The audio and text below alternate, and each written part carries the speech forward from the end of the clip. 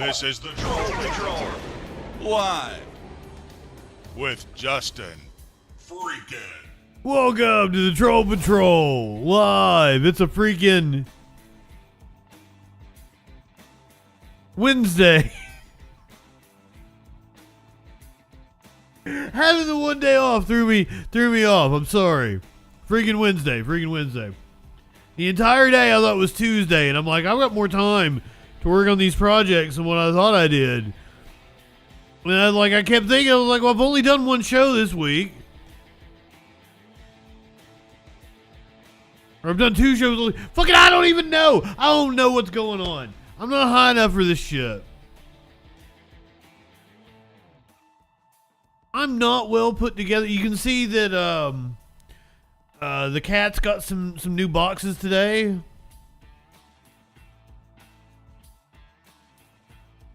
Peter's got a new box over there. I don't have enough time. There's not enough time in the day. I can never get everything done that I want to do. Today I made a lot of videos of like the Troll Patrol shit, and I did a freaking news, and like boom, entire day is gone. I got shit I'm supposed to make for people to make money. Instead, I spent all afternoon doing shit for my own channel. It doesn't make any money. Good evening, welcome. Sky Comet, I'm so happy to see you. I understand if you duck out early because it is probably past your bedtime already. Skycom has been working the early shifts, so usually don't see them pop up unless it's like a daytime stream, unless it's a Trump arraignment. But happy to have you here tonight. Congratulations! Ohio killed the GOP amendment to make it hard. The ballot initiative to make it harder to pass an amendment in Ohio.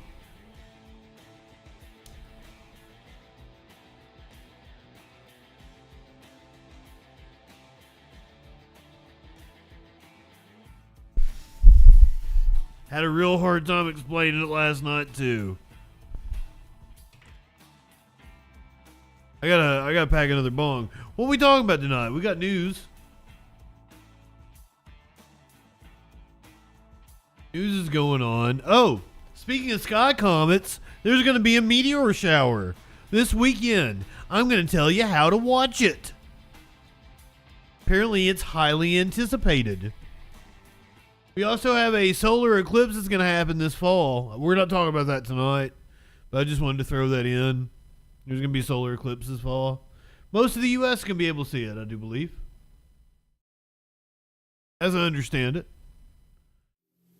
But I'm going to tell you about how you can watch this meteor shower this weekend.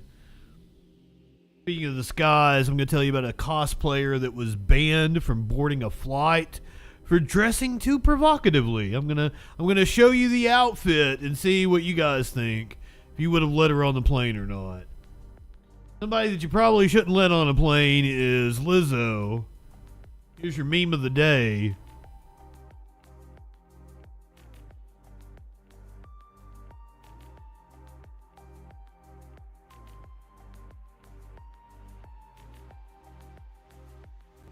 The toxic gossip train.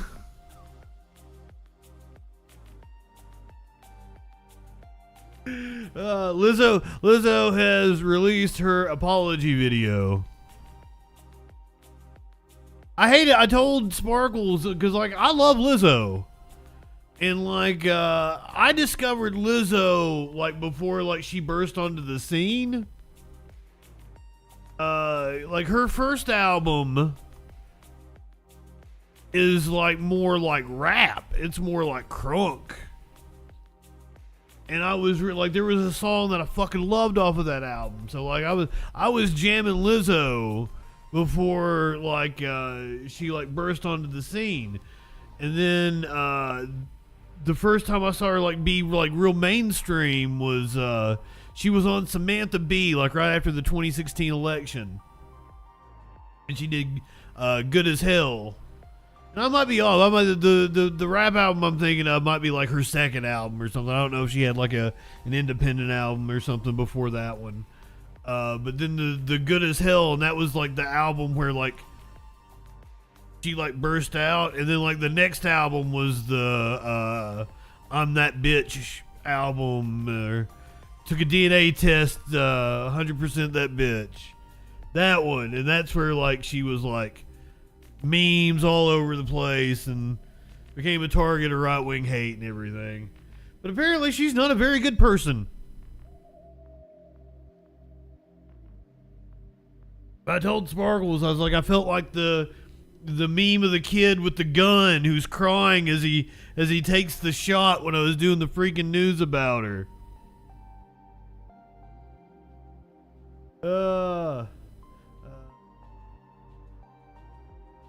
The thumbnail I made. So it's probably not feeling good as hell.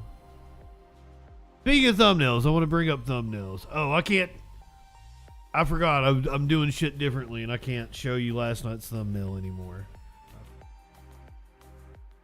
I have to show it to you on YouTube. Clinically, good evening. Yeah, like producer Dave has a really good state, like not having heroes or something. Yeah, don't do that. Like you'll get let down every time. And I hate that because like Lizzo should have been, a hero to people with body issues. She was very like anytime that a gal I knew was going through a breakup, I'd be like, go listen to some Lizzo. Empowering. It cheers you up. Makes you feel good about yourself.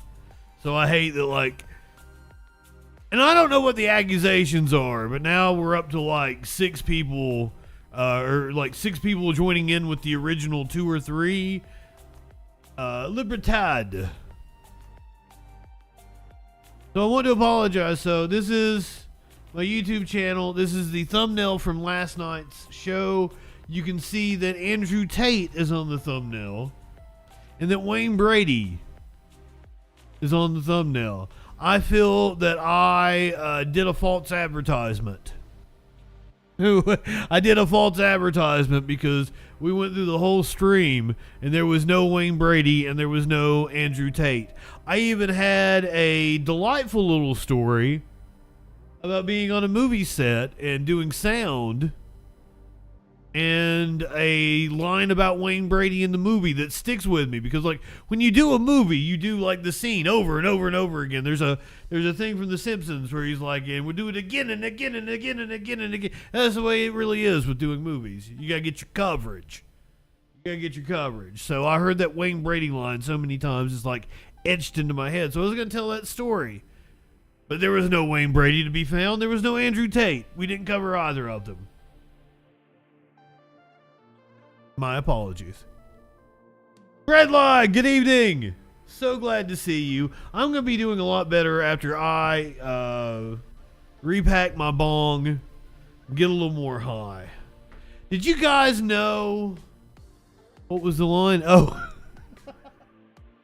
Okay, so the movie was about a little old lady who always wanted to be on The Price is Right. And she retires from being I think she was like a school lunch lady. Oh, no context? It's so mundane. It's only funny with the context. The line is, Wayne Brady is a treasure. But see, without the context, you're like, well, yeah, Wayne Brady is a treasure. But when I tell you that it came from like a big burly looking, supposed to be a gangster black guy saying it to a little old lady who's scared as fuck because her car broke down in the hood,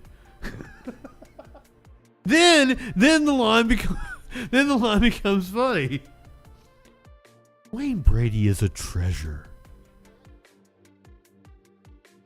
But because I did the sound, I did the sound on set for the movie, and I did the mix. I heard that line so many times. Again and again and again and again. But yeah, the little old lady wanted to be on The Price is Right. Drives herself to, tries to go to Burbank. Breaks down in Compton.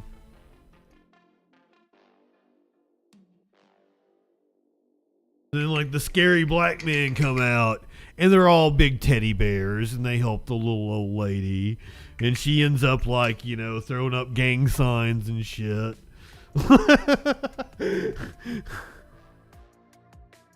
Like I think like they thump up to the Price is Right studios, and they got some kind of rap song playing. It was a cute movie. I don't even remember what the fucking name of it was. It's on my IMDb though.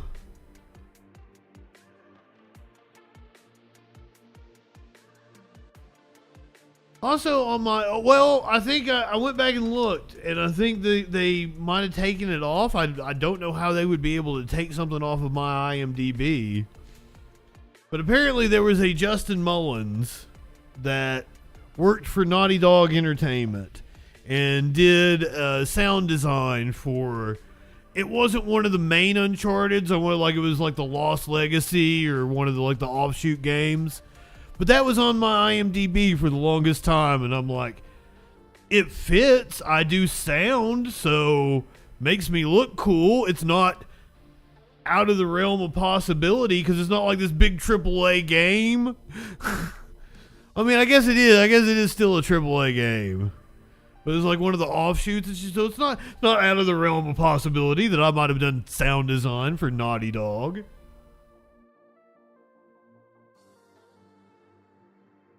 And then somebody else said I was an extra on Pulp Fiction, and I was like fucking 6 when they filmed Pulp Fiction. What like?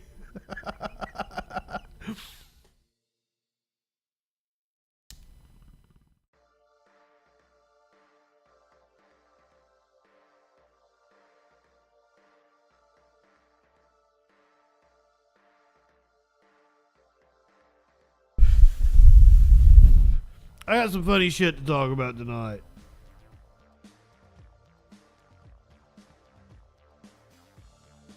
Do you guys know who the rapper Neo is?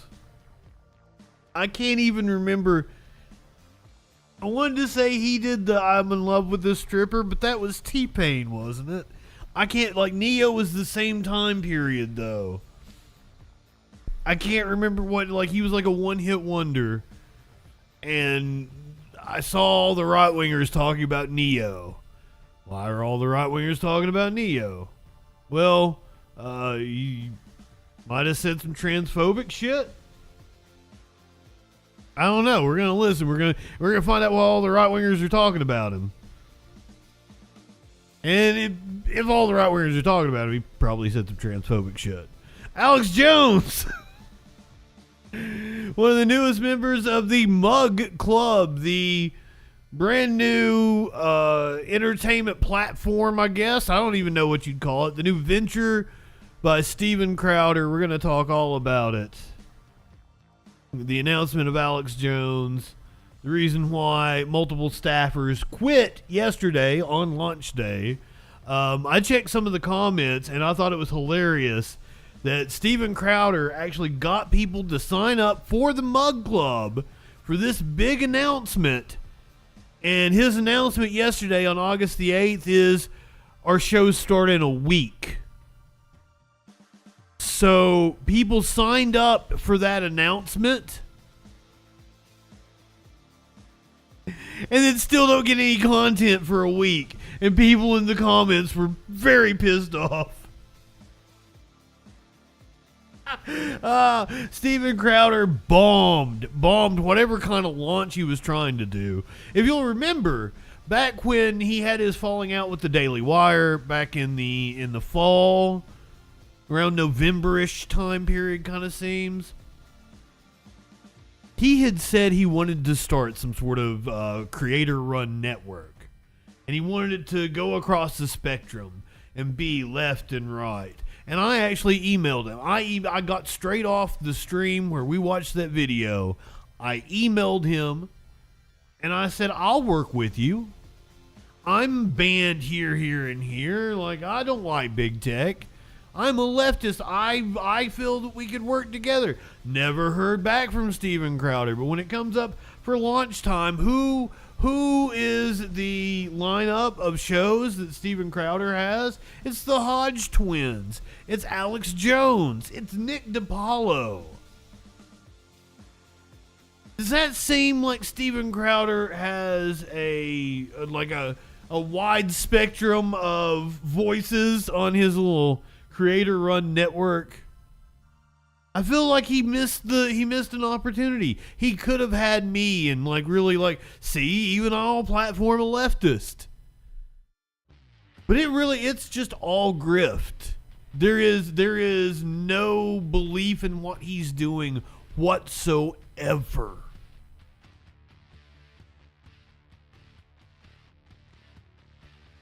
A hole-in-one on a golf course led to an arrest for manslaughter. Now that's a Troll Patrol kind of story right there.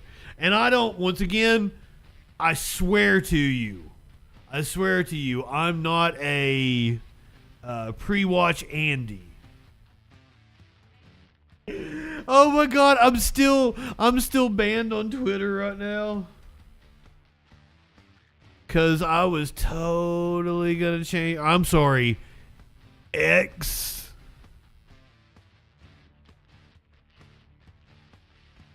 I was absolutely going to change because I have this fun thing where I change the FREAKIN to whatever the flavor is that something somebody has said about me. You can always find the pinned tweet. I watched 30 seconds and you sound fat, so now I'm Justin Sounds Fat. It's a whole bit I got going on. So whenever you see my name change on Twitter, you can go find out the reason why. It's on the pinned tweet.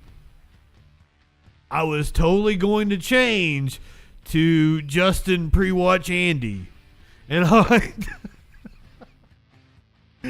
absolutely had I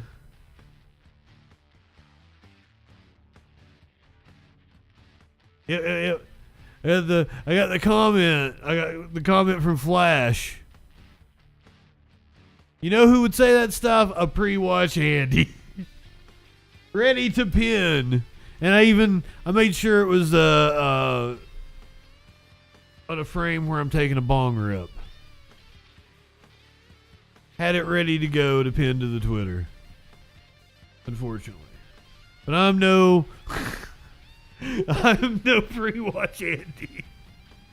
So I don't know if this hole-in-one resulted in a manslaughter through the actions on the golf course, or if they apprehended a suspect that was wanted and then became like semi-famous because of the whole. I don't know how this is going to shake out, so I'm really interested to hear the whole story there. And also another story I'm really interested in is, remember back when a teacher in Virginia was shot by a 6-year-old?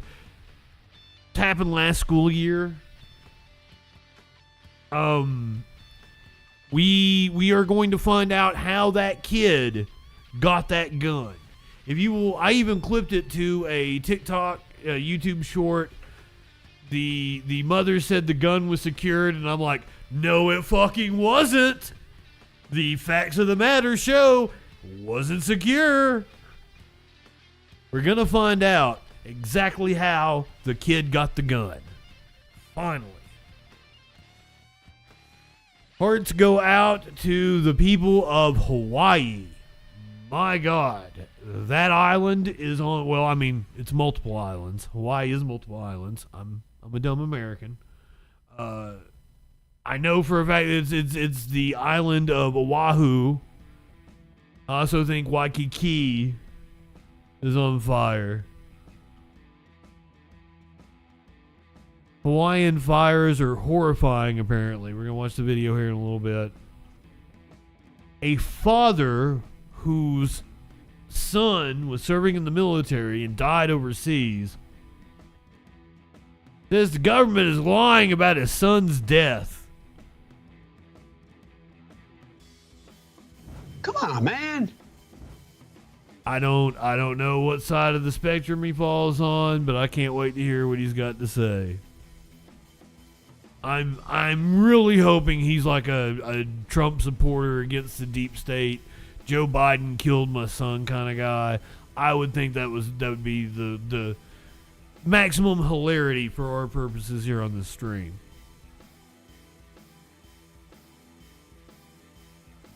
A representative who voted against veterans benefits because it was in a Democratic bill is now encouraging his constituents to sign up for those very benefits. Fucking hypocrite. The Republicans released a new report on Hunter Biden today. And as far as I can tell, it's still nothing in it. Nope. And here's the crazy thing, is remember that whole Devin Archer testimony? Well, James Comer from Kentucky, the representative from Kentucky, he is the chair of, I think it's the Oversight Committee.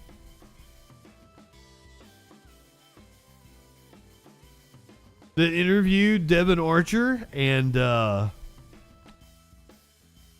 apparently Comer wasn't in the meeting, and that he claims that he was, but even his Republican colleagues are like, dude, you weren't there.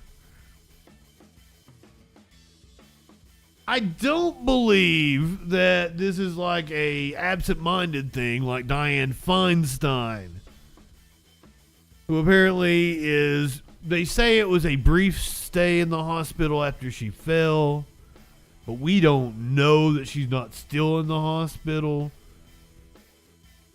Renewed calls for her resignation following this news breaking earlier today. All that and more tonight on the Troll Patrol live. Shelly, good evening. I didn't even mention the top story yet, but you guys probably know the headline. I can't wait. I have not heard any of the details. I saw the breaking news about 4 hours ago, 3 hours ago maybe. Let me get a little high. Let me get a little higher, and then we'll find out.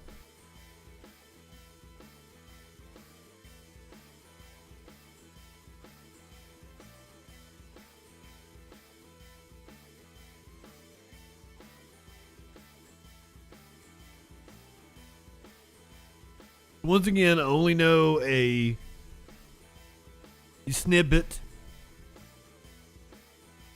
I'm assuming the guy is a Trump supporter. Knowing who he targeted, I'm assuming he's a far-right fucking nut job. And that he believes in a hell of a lot of conspiracy theories. As I understand it, there are already conspiracy theories swirling around about this guy that the right wing is running with, that he was like set up. This was some kind of like what do they call it, a honeypot or some shit. I don't even think that's the correct usage of the term.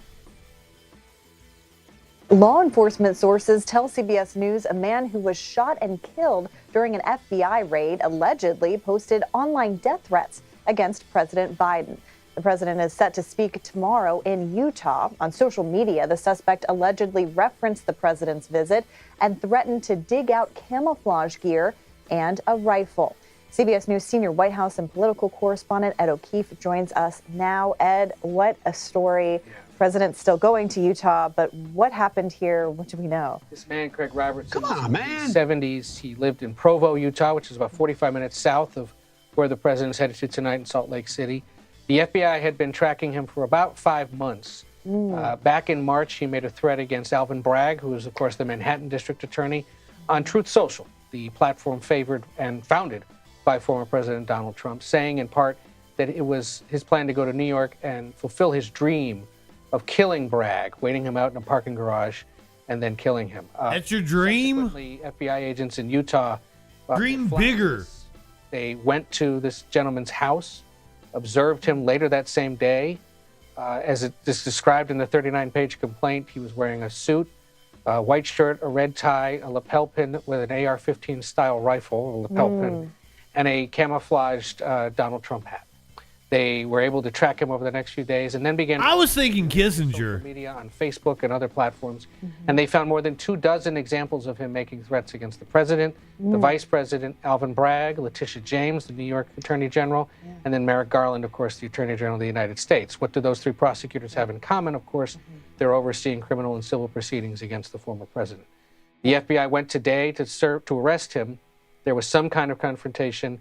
He's now dead. But that happened, of course, hours before the president's supposed to arrive in Utah tonight as part of this 4-day Western state swing that he's on. Well, now, did he pull a "You'll never take me alive" capaz? This just goes to show how, these statements that have been made in the political sphere have real consequences. And people are hearing them and acting, apparently, about to act on them. And one real quick thing that our CBS News consultant, A.T. Smith, who's a former deputy director of Secret Service, he said, it is often the case that people like this, who might have been making threats against the president, the vice president, the first lady, and live in an area where they're about to go, may be put under extra surveillance or may even be arrested because of the more recent threats made against those protectees. So he said this happens quite frequently. We don't actually hear about it that often.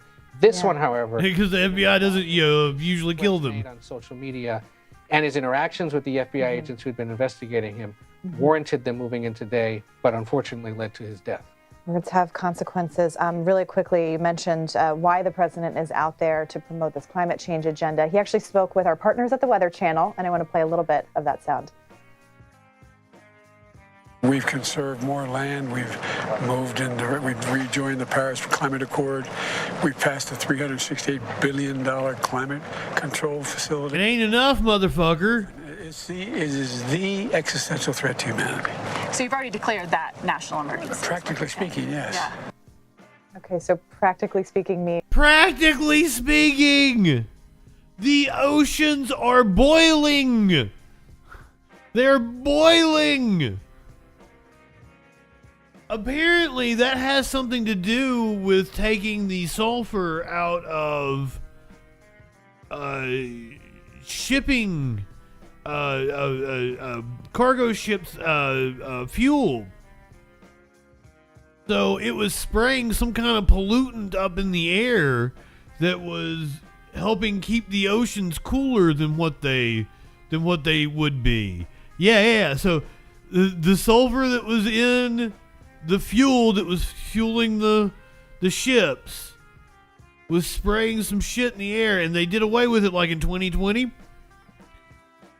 And now they believe that this is a cause of the drastic rise in ocean temperatures over the last couple of years.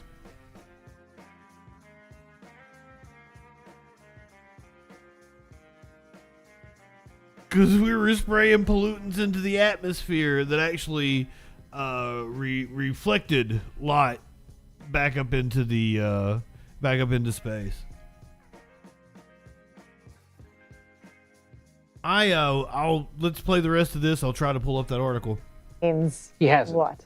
He hasn't done it. He's faced pressure from environmental groups, from the left wing of his party, to declare a formal national emergency on climate change, which would allow him, under national emergency authority, to do a lot more things with executive authority to try to combat extreme weather. Hasn't done it under pressure from members of his own party, from Republicans who say they'd try to block it. And of course, if Republicans are trying to block it, there's a chance a handful of moderate Democrats in the House and the Senate would join them in doing so, and it would create more of a political problem. So he says they practically have done so through a myriad of things that he's enacted or he's approved. The Inflation Reduction Act, of course, includes a lot of money to deal with climate change, but it is not the national emergency that the left wing of his party is pushing for. Ruben Gallego, for example, who's running for the U.S. Senate in Arizona, where he did that interview, is among those pushing him to do this, saying it's absolutely necessary. His state, of course, seeing record heat this summer. Why wouldn't he push to do that? President Dodo, our friend Stephanie Abrams at the Weather Channel, trying to make it seem as if he's done it, but he hasn't. The White House... He has not. Trying to make it seem as if he's done it. So this was in Science. That's about 8 days ago. We're changing the clouds. An unintended test of geoengineering is fueling record ocean warmth. Pollution cuts have diminished ship track clouds, which are now adding to global warming because these ship track clouds are diminishing. It's allowing more rays to hit the ocean. The Atlantic Ocean is running a fever. Waters off Florida have become a hot tub, bleaching the third largest barrier reef in the world. Off the coast of Ireland, extreme heat was implicated in the mass death of seabirds. For years, the North Atlantic was warming more slowly than other parts of the world, but now it has caught up, and then some. Last month, the sea surface there surged to a record 25 degrees Celsius, nearly 1 degree Celsius warmer than the previous high, set in 2020. And the temperatures haven't even peaked yet. This year it's been crazy, says Tianol Yuan, an atmospheric physicist at NASA's Goddard Space Flight Center. The obvious and primary driver of this trend is society's emissions of greenhouse gases, which trap heat that the oceans steadily absorb. Another influence has been recent weather, especially stalled high-pressure systems that suppress cloud formations and allow the oceans to bake in the sun. But researchers are now waking up to another factor, one that could be filed under the category of unintended consequences: disappearing clouds known as ship tracks. Regulations imposed in 2020 by the United Nations International Maritime Organization have cut ships' sulfur pollution by more than 80% and improved air quality worldwide. The reduction has also lessened the effect of sulfate particles in seeding and brightening the distinctive low-lying reflective clouds that follow in the wake of ships and help cool the planet. The 2020 IMO rule is a big natural experiment, says Duncan Watson Paris, an atmospheric scientist at Scripps Institution of Oceanology. We're changing the clouds. By dramatically reducing the number of ship tracks, the planet has warmed up faster, several new studies have shown. That trend is magnified in the Atlantic, where maritime traffic is particularly dense. In the shipping corridors, the increased light represents a 50% boost to the warming effect of human carbon emissions. It's as if the world suddenly lost the cooling effect from a fairly large volcanic eruption each year, says Michael Diamond, an atmospheric scientist at Florida State University. Holy shit. How wild is that?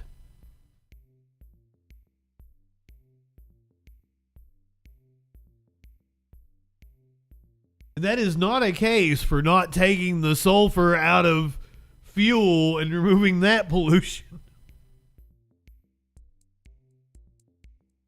It just shows how systems feed upon each other, and we don't even know all the unintended consequences of the shit we've done to the planet.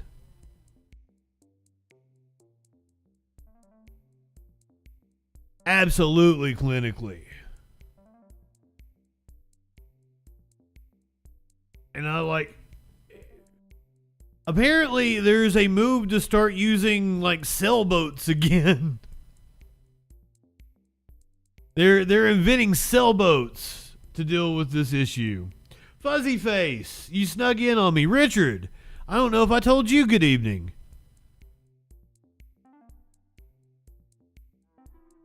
And we really need these old fucks to get out of the way. Joe Biden saying it's effectively an emergency, but it's not really. It doesn't fucking cut it, dude.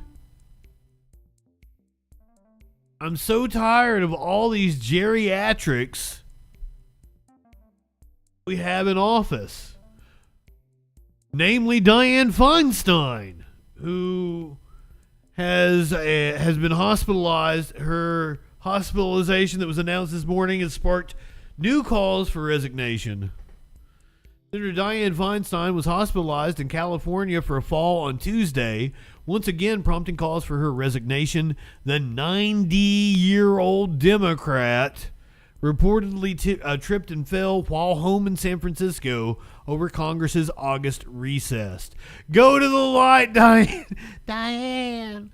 Senator Feinstein briefly went to the hospital yesterday afternoon as a precaution after a minor fall in her home. All her scans were clear and she returned home, a spokesperson for the senator told Newsweek in a statement on Wednesday.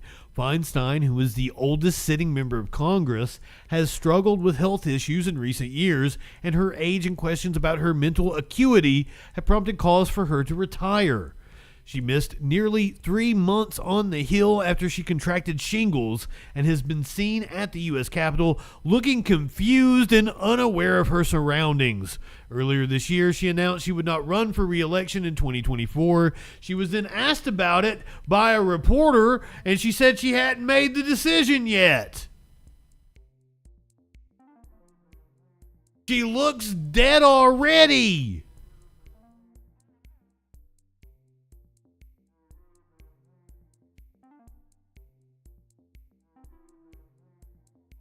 Older lawmakers from both parties have faced wide criticisms over their decisions to remain in office at their age.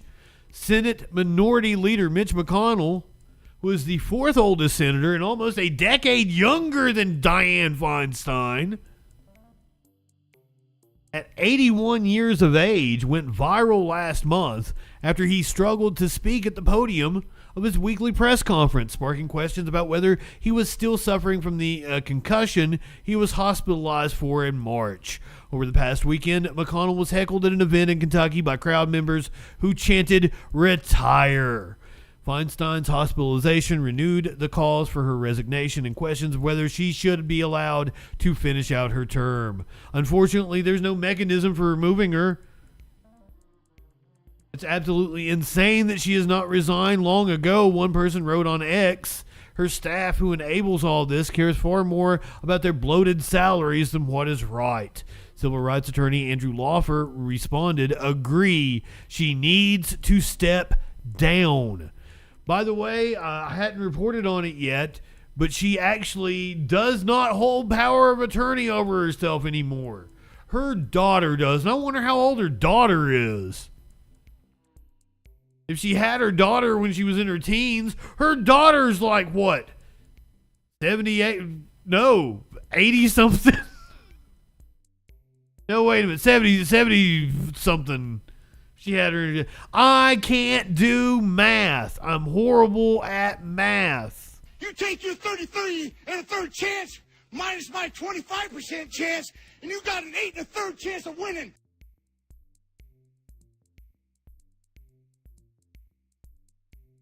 Oh, here it is in the Newsweek story. The news also comes less than a week after it was reported that the lawmaker had given power of attorney over to her daughter, 66-year-old Catherine Feinstein. While power of attorney is sometimes granted because an individual may be unable to make their own decisions, it can also be granted in matters of convenience, like estate planning. Well, if she needs her daughter to do her estate planning, she probably shouldn't be in the fucking Senate.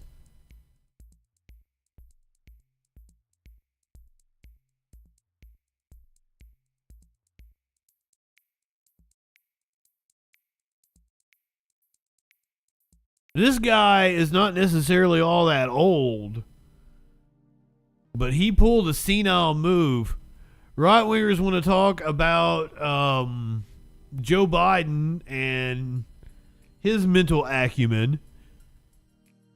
Take a good look at this campaign ad for Mike Pence and tell me if you notice something.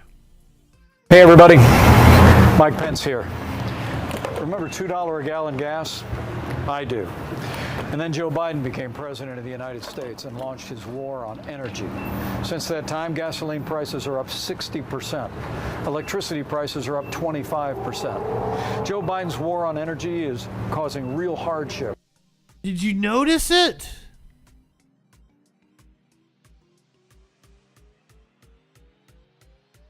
Hey everybody, Mike Pence here. Remember $2 a gallon gas? I do. And then Joe Biden. Actually, clinically, the lowest gas has been since like 99 cents a gallon gas pre 9/11 was like $1.16.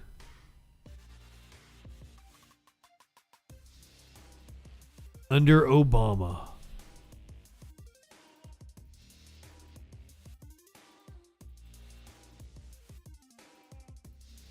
It got down that low.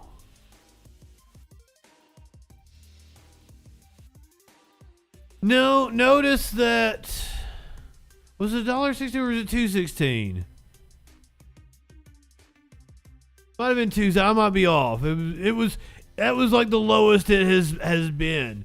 Trump always like, oh, we had the lowest gas prices. No, it was under Obama. Hey everybody, Mike Pence here. Remember $2 a gallon gas? I do. And then Joe Biden became president of the United States and launched his war on energy. He didn't select a grade of gas. He didn't do anything at the pump.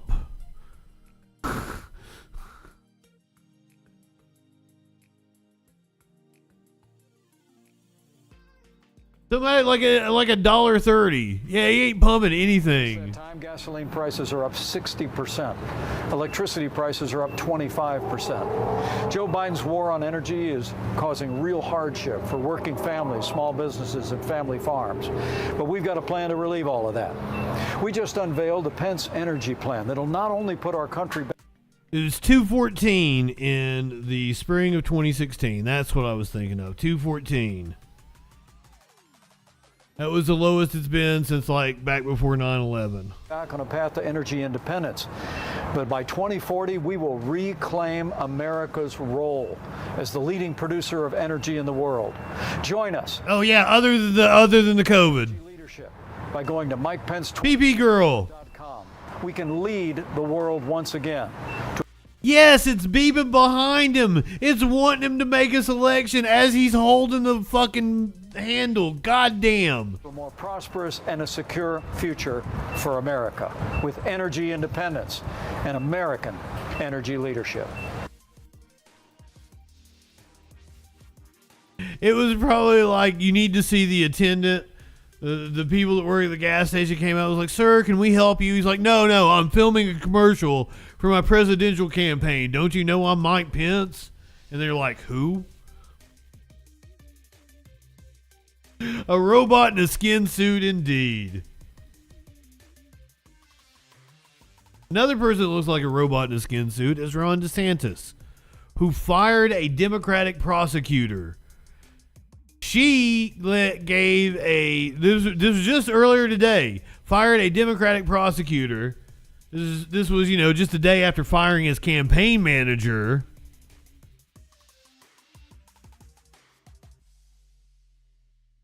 She gave a press conference and she says it was entirely political. This is an outrage. 3 years ago, I was elected by the people of the 9th Judicial Circuit to lead this circuit. And yes, to do things unconventionally, to do things differently. But I didn't hide. I didn't say that I would do things and I didn't do them. I didn't say I wouldn't do things and not did them. I did exactly what I said I would do. And that is what you want from an elected official. An elected prosecutor. Elected officials are being taken out of office solely for political purposes, and that should never be a thing. There used to be a very high standard for the removal of elected officials. There used to be a standard that I would have had to have been criminally prosecuted for something, neglecting my duties, meaning that I don't show up for work and do my job. Well, the Dems were so bad this last time going against DeSantis that it was a Republican.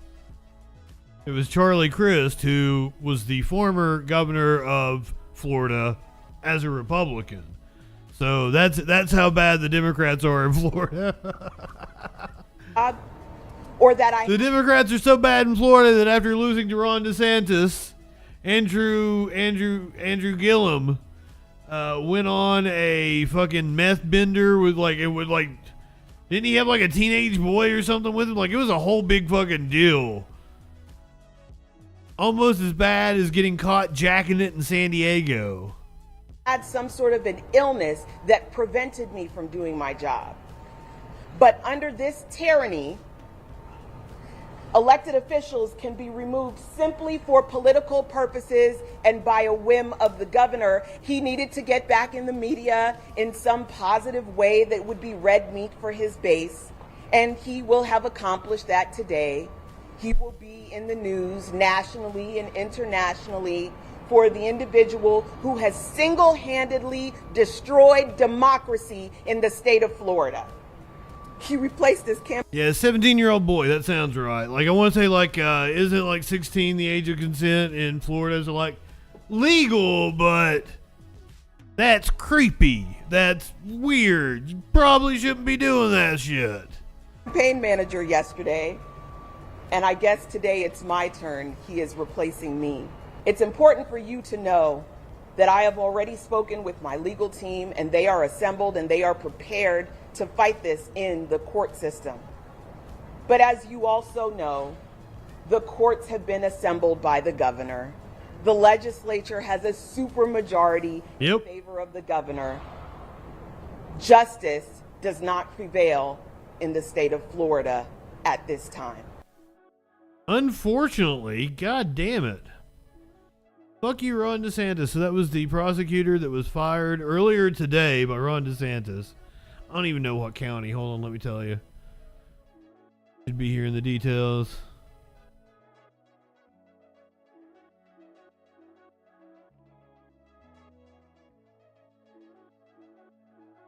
That was Monique Worrell.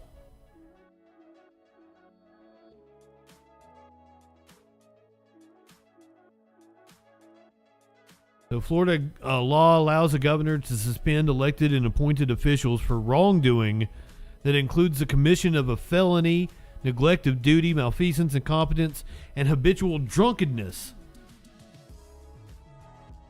The governor also has the constitutional right to replace the official with someone more closely aligned with his political views. The suspended official can challenge the suspension with a court motion, but only the Florida Senate has the power to reinstate the officer.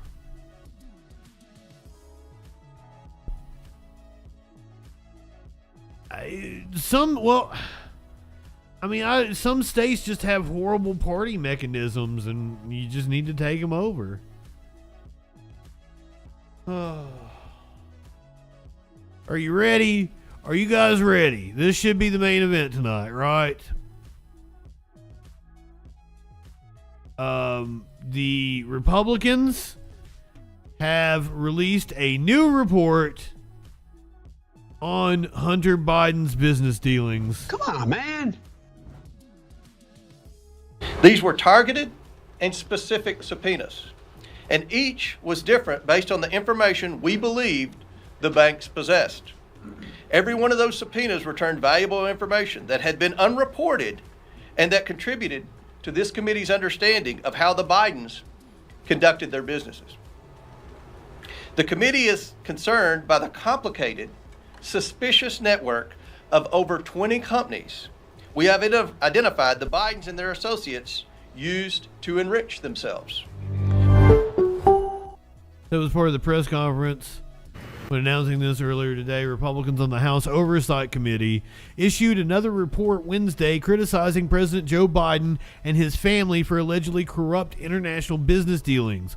But critics, including the White House, said the report is a political hatchet job that offers no proof that Joe Biden was involved. The committee, led by Chairman James Comer, said in the report that it plans to continue to investigate Biden to find evidence of corruption, even as it acknowledged that it had no evidence that he financially benefited from the myriad of foreign business dealings of his son, Hunter. During Joe Biden's vice presidency, Hunter Biden sold him as the brand to reap millions from oligarchs in Kazakhstan, Russia, and Ukraine, Comer said in a statement accompanying the release of the committee report. The 19-page report was titled Third Bank Records Memorandum from the Oversight Committee's Investigation into the Biden family's Influence, Peddling, and Business Schemes. Ooh, it sounds scary. Critics said the report and Comer's statement marked a clear shift in strategy by the committee, from one claiming it had the goods implicating Biden in corrupt schemes while he was vice president, to one in which it says the lack of any such evidence must mean that he was involved. This stunt from Comer is just more of the same. No evidence of wrongdoing by President Biden, no new information to tie him to Hunter Biden's business, and another desperate attempt to keep the bogus investigation alive. This is according to Kyle Herrig, executive director of the nonpartisan Congressional Integrity Project. Comer's fishing expedition continues to reel in nothing in a desperate attempt to distract from Trump. The White House said the new Comer committee report is part of a continuing effort by Republicans to smear Joe Biden without any evidence or information suggesting wrongdoing. And I have it on pretty good authority that James Comer is a liar. James Comer baffles Republicans with an insistence that he attended the deposition of Devin Archer, which he actually skipped. He was not there. Representative James Comer insists he took part in a House Oversight Committee closed-door interview of a key witness in the Hunter Biden investigation, but there's little evidence to back his claims. Comer, who leads the committee, did not identify himself in a transcript of the interview, nor does anyone else make mention of him taking part. And multiple sources familiar with the interview told the Daily Beast that if he did participate, he did so without their knowledge. There's just no way he fucking called in, said one senior GOP source who said they never heard Comer identify himself for the record. I've never heard of someone doing that for a transcribed interview. Representative Dan Goldman, the only Democrat to attend, said the committee chairman was neither present nor on the phone for the Devin Archer interview, and a spokesperson for Comer declined to provide a call log or other phone record to provide that to prove that he dialed in, but they continued to insist that he participated. Throughout the transcribed interview, Chairman Comer was in constant communication with committee staff, questioning Devin Archer, and received updates critical to his investigation into the Biden family's influence peddling schemes. Comer's fellow Republicans were annoyed he didn't take part in the questioning of Biden's business associate, and they're baffled that he continues to double down on claims that he did. I don't get it, said one senior GOP source. Just take the loss and move on, you know? Take the L, dude. Take the L and put it in your last name, and then you can be like Clomer or LaClama.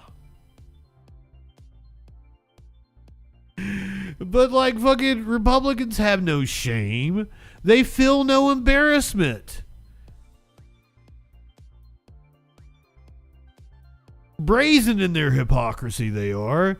GOP congressman who voted twice against a veterans health bill is now urging his constituents to enroll in its benefits.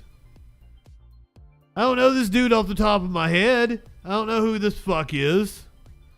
Representative David Schweikert of Arizona speaks at an event in Scottsdale.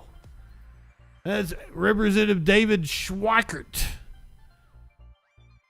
He voted twice last year against a bill to provide health benefits to veterans, but now he's urging his constituents to sign up to receive benefits from the program. It's the latest example of Republicans touting legislation that they initially opposed. But probably still, you ask them like, did you support whatever the name of the bill? Did you support Build Back Better? Oh, I still don't. Blah, blah, socialist bill. Last year, Representative David Schweikert voted not once but twice against a bill to provide health benefits to veterans who were exposed to toxic substances during their service. Now, the Arizona Republican is urging his constituents to sign up for the benefits created by that legislation. You don't want to miss out on this opportunity, wrote Schweikert in an e-newsletter sent to constituents on Monday, urging Arizona veterans to sign up by Wednesday. Schweikert also posted a similar message on both Twitter and Facebook.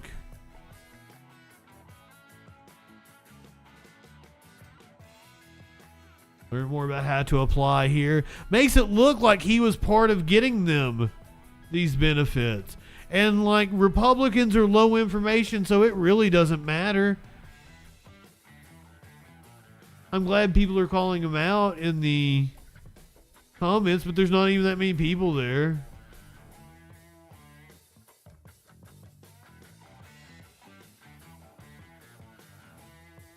But hey, not like he can feel embarrassment. Not like James Comer can feel embarrassment. Bill is known as the Honoring Our Pact Act. It was a bipartisan bill that expanded the benefits and services that the Department of Veterans Affairs could provide to service members who may have developed an illness as a result of exposure to toxins. Porg!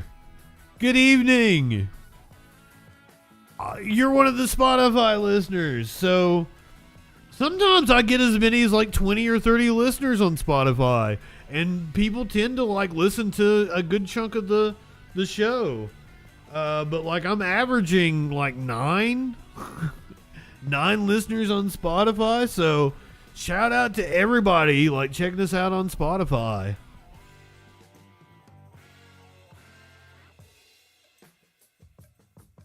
I try to get the show up on Spotify as quickly as possible. So like if people are working overnight or something, help pass the time. You go to bed, you need something to fucking listen to, and you go, I listen to podcasts when I go to bed. I got the like set to turn off in like an hour. Give me plenty of time to listen to something, and I don't get too far away from it, you know. So if I want to go back and finish listening to it, it didn't play the whole fucking thing while I was asleep. I'm sorry, I'm rambling again. I'm not high enough for this shit. Fuck David Schweikert.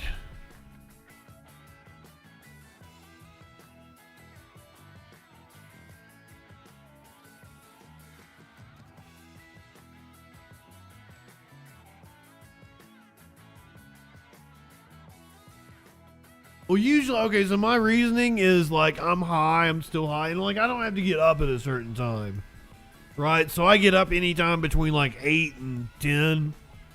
Sometimes I sleep to 11. It's the cool thing about being your own boss. So, you know, I'm still high. I might, you know, I don't know that I'm going to fall directly asleep, so I'll put on a podcast I want to listen to. I'll lay there. I might listen to the whole thing. I'm a big fan of podcasts, and like I was catching up for a while on Behind the Bastards. So I got behind on a lot of podcasts because I don't ever drive anymore. When I did AB installs a few years back, I listened to podcasts as I was like, you would have to construct the racks and everything before we'd go into a courtroom and install them. It was really wild because like one of my coworkers got upset with me because he was like, I never can get your attention. And I was like, well, it's because I'm listening to podcasts probably, because like I'm like attentively listening to what they're saying and shit. If I was listening to music, it might be easier to get my attention. It'd be more of like a passive thing.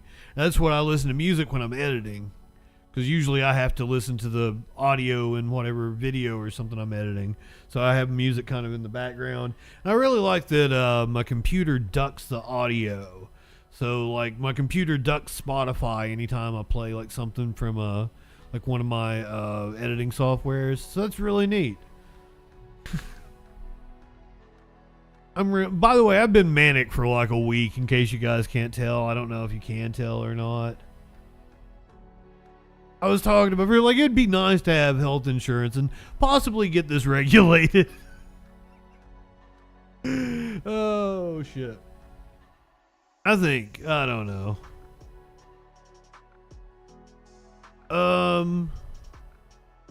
The father of a Marine. I just fucking drop all that, go right back into the movie. What that news be doing?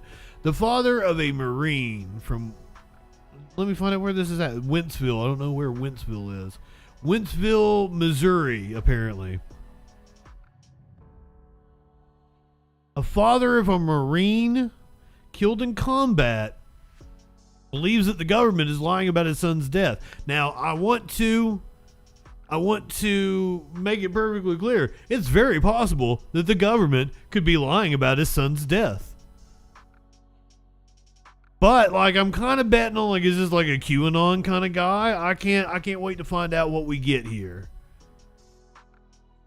Families of the 13 service members killed in the U.S. evacuation of Afghanistan say they are being lied to. Among other things, a father here tells Fox News' Andy Banker videos of their final days and moments have been wiped clean.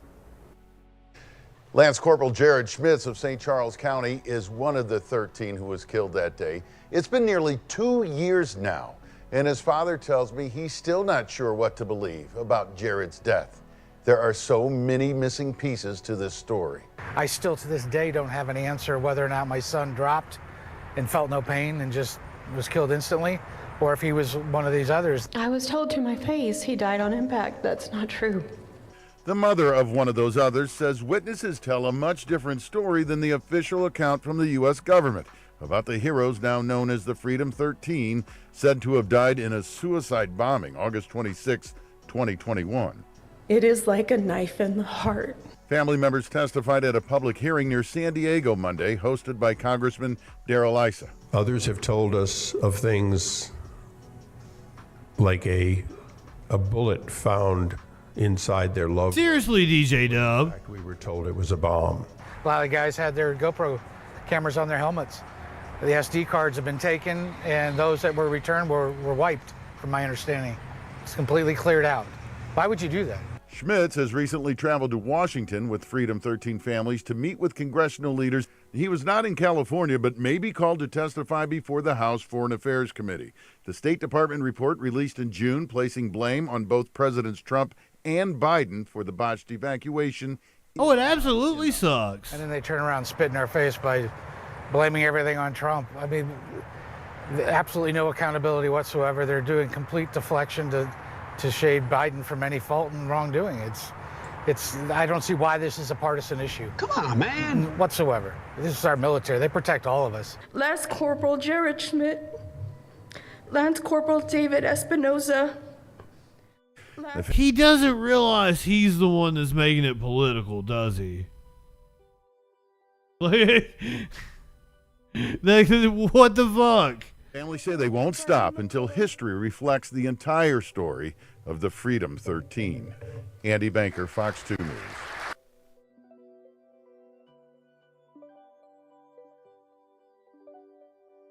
I mean, I don't know what to say. It's not... There's multiple things. First of all, like, it's not above our military to do some funky shit. I mean, we know that friendly fire happens all the time, and they cover that shit up because they don't want to look bad. But that's not, like, on Biden. Like, the real issue is your children shouldn't have been in harm's way to begin with. And, like, that's a blame that goes back several presidents. I'm sorry. And you probably voted for that shit all along the way. Just saying. Well, this is like, it was a suicide bombing outside of the airport as they were evacuating, right? If I remember correctly, we covered it. The Troll Patrol was a thing at that time. But also, I don't remember. I don't really remember.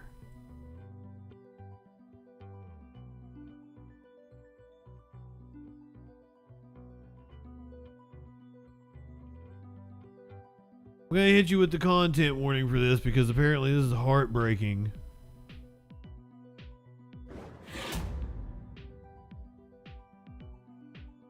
Yeah, Trump was the one who negotiated the withdrawal, and Biden did delay it so that they could regroup a little bit. So, but once again, like, the president doesn't have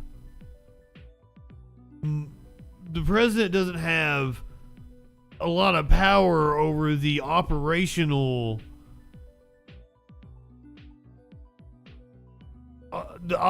shit on the ground of the military. Those are the generals, like, to be like, to protect Biden. Protect Biden from what? Like, it's the military, dude. Like, they're the ones carrying this shit out.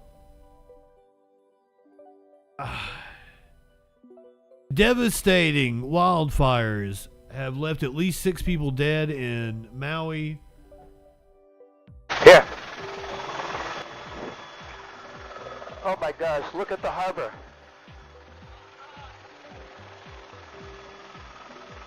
Oh my gosh.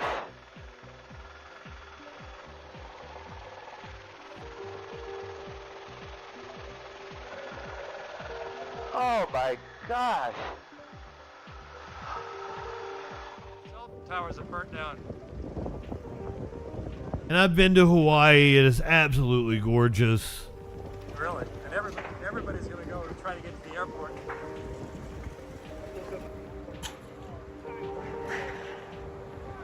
Oh.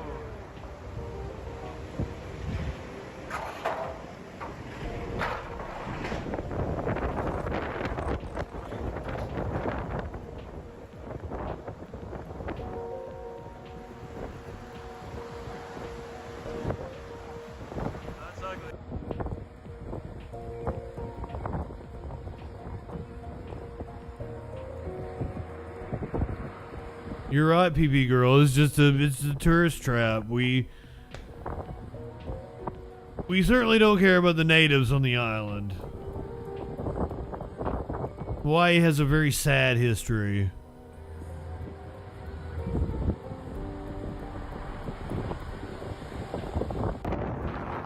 One I didn't know about when I was there as a junior in high school.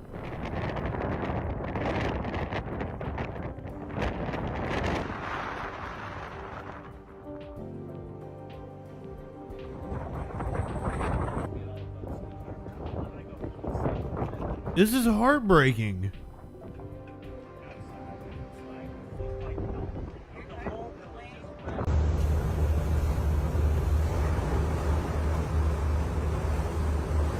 And I saw some right-wingers share out, like, of all these wildfires, the majority of them are caused by humans, blah, blah, blah. And I'm like,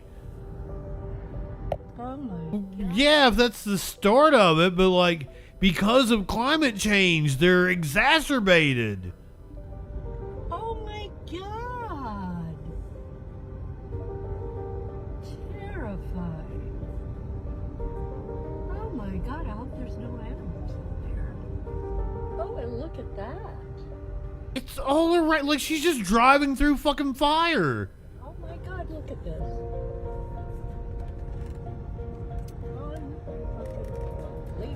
Unfucking believable. Look at that. It's like it's. Oh my God. I hope you're okay, ma'am.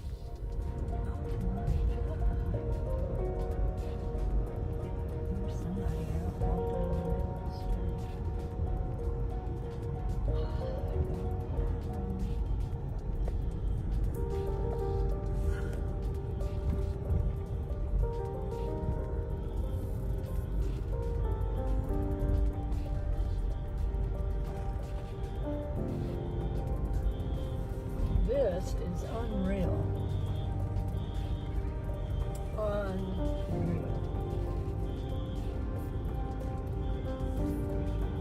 Oh my goodness, look at that vehicle. And unfortunately, we're just like at the coming up on the peak, I would say. Like August through September is going to be devastating. Oh, God. Oh my God.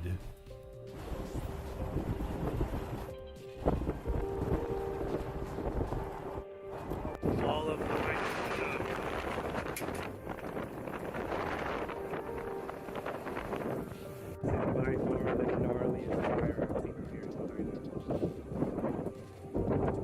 And because of the El Nino, we are expecting a very weird winter with cold Arctic blasts clashing with hot ocean currents from the Atlantic. They're coming up from the Gulf. Winter tornadoes. Yeah, the dude just walking in it was crazy.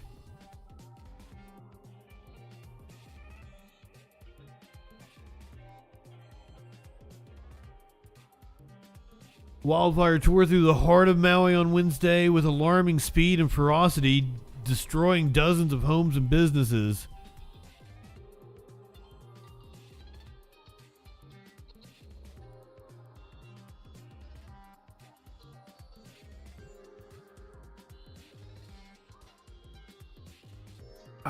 The rest of this month's gonna be rough, I have a feeling.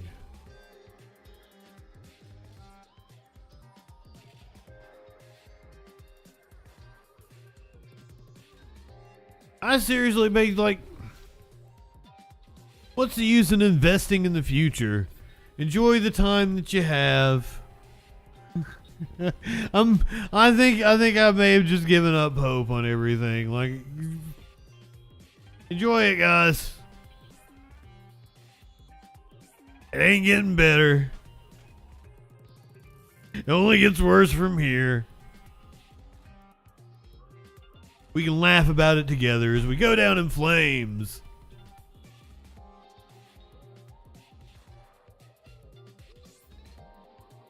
Back.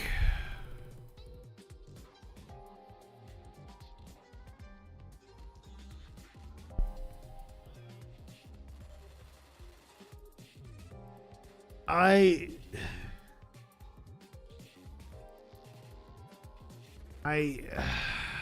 don't know. I don't want to give up hope. I've tried not to give up hope. I'm going to keep doing this. I'm here with you guys. We're going to laugh at this together. I'll do my civic duty. I'll still organize what I can. I'll still go and vote. And God, I need to go get my voter registration taken care of. I live in a different state now. I keep forgetting about that. You get complacent when you live in the same place for a long time.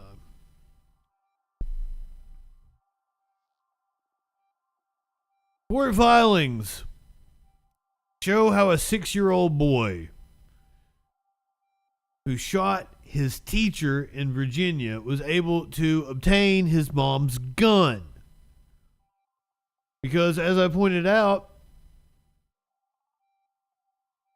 this happened about 7-8 months ago. Maybe a little bit like 9-10, like last fall, I believe. The mom said the gun was secure. I said it on the stream. Clearly, it fucking wasn't.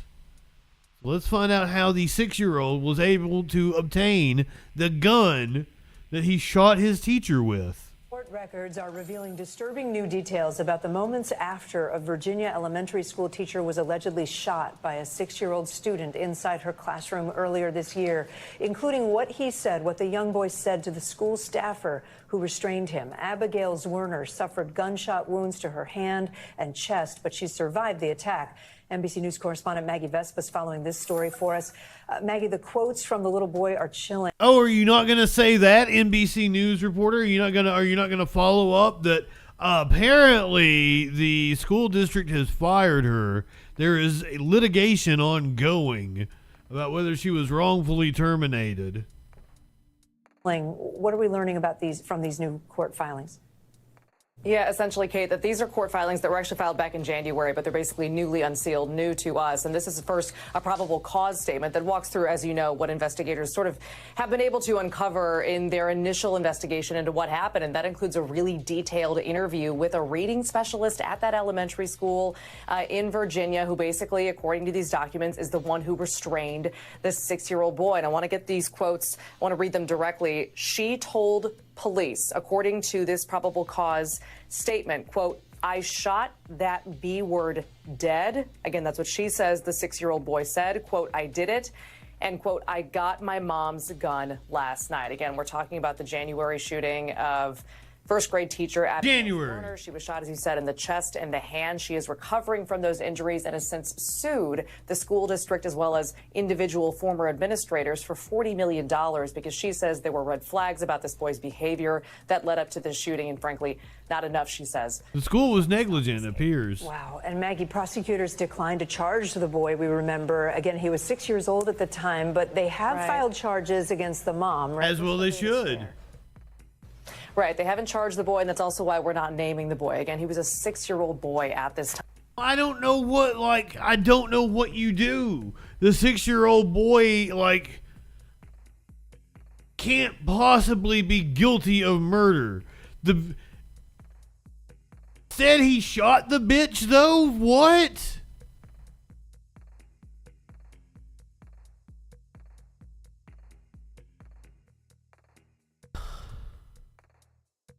But, can they understand the consequences of their actions and shit, though, is the thing.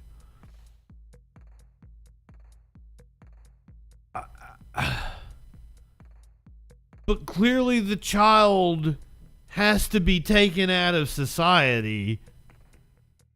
I don't think he should be treated as a criminal. But I don't know what that, because, our mental health facilities are just jails with nurses. Slightly less restrictive than jails. If you've ever been in one, you know exactly what I'm talking about.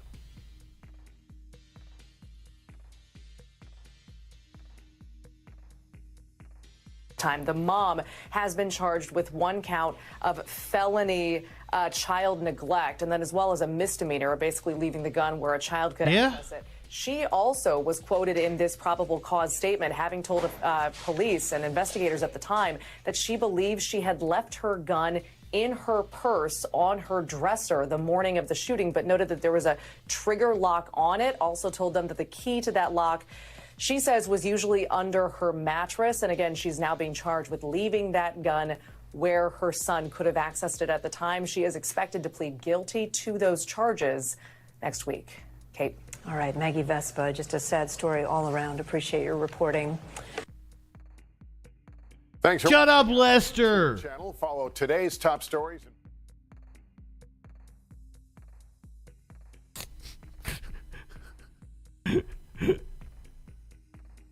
That is insane.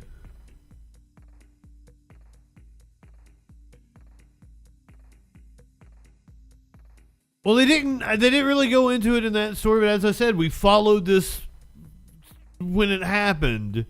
Apparently the kid was a problematic kid, and that the teacher had said that she didn't feel safe around him.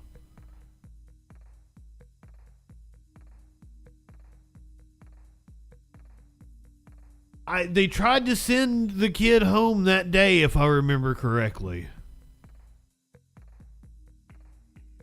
But I could also be mixing that up with that the Ethan Chambly in because there's so many goddamn school shootings.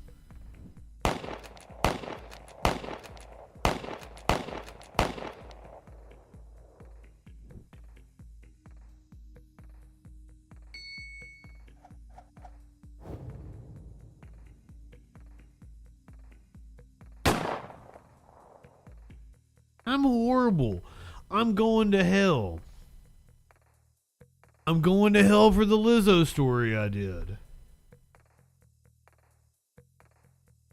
I'm going to hell for multiple things. I've tried to atone for a lot of the horrible things I did when I was younger.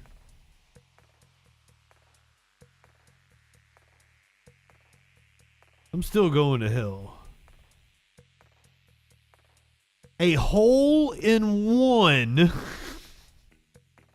or a hole in one leads to a 75-year-old man's arrest for manslaughter. Apparently this happened in Florida in the Villages. Is that where the Villages are? In Florida? That sounds like a Florida thing. First Coast News. This sounds so Florida. Build the wall. Build the wall around Florida. Build the wall around Ohio. Picture of a hole-in-one leads to the arrest of a murder suspect here in Florida. So take a look. This is a picture of Robert Moore after he got a hole-in-one at a golf course in the Villages. It was posted at villagesnews.com back in February. Police say during the original incident, the suspect thought someone hit his car. He punched the person in the face, and when the suspect realized his car was not actually hit, he walked away. Well, that 87-year-old man who was punched suffered a brain bleed. He died months later. Police posted these surveillance pictures at the end of June, and the Sumter County Sheriff's Office was able to match these to the hole-in-one picture. Moore is currently out on $30,000 bond. We're learning.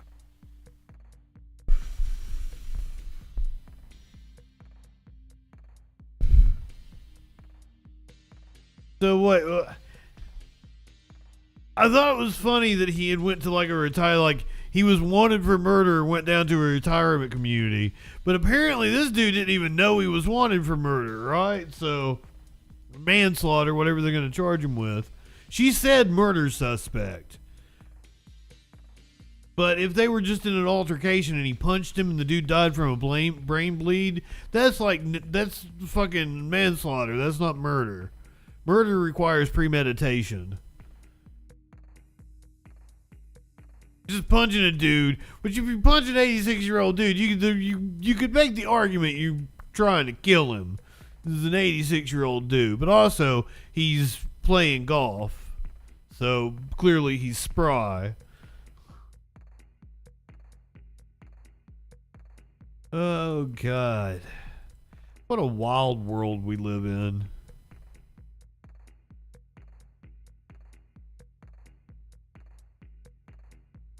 You guys like Steven Crowder? Steven Crowder's insane $100,000 NDAs caused 4 staffers to quit.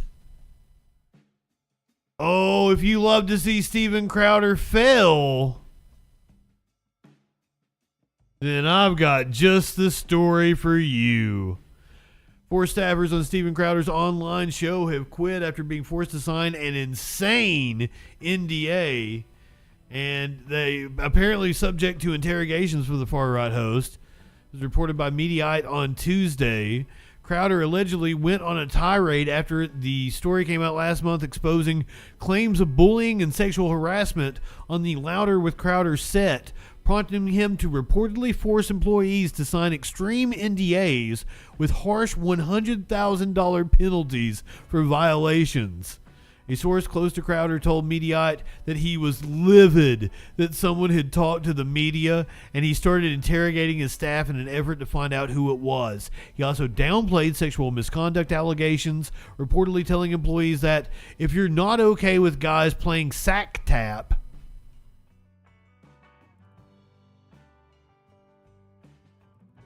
If you're not okay with guys playing sack tap, tapping someone's...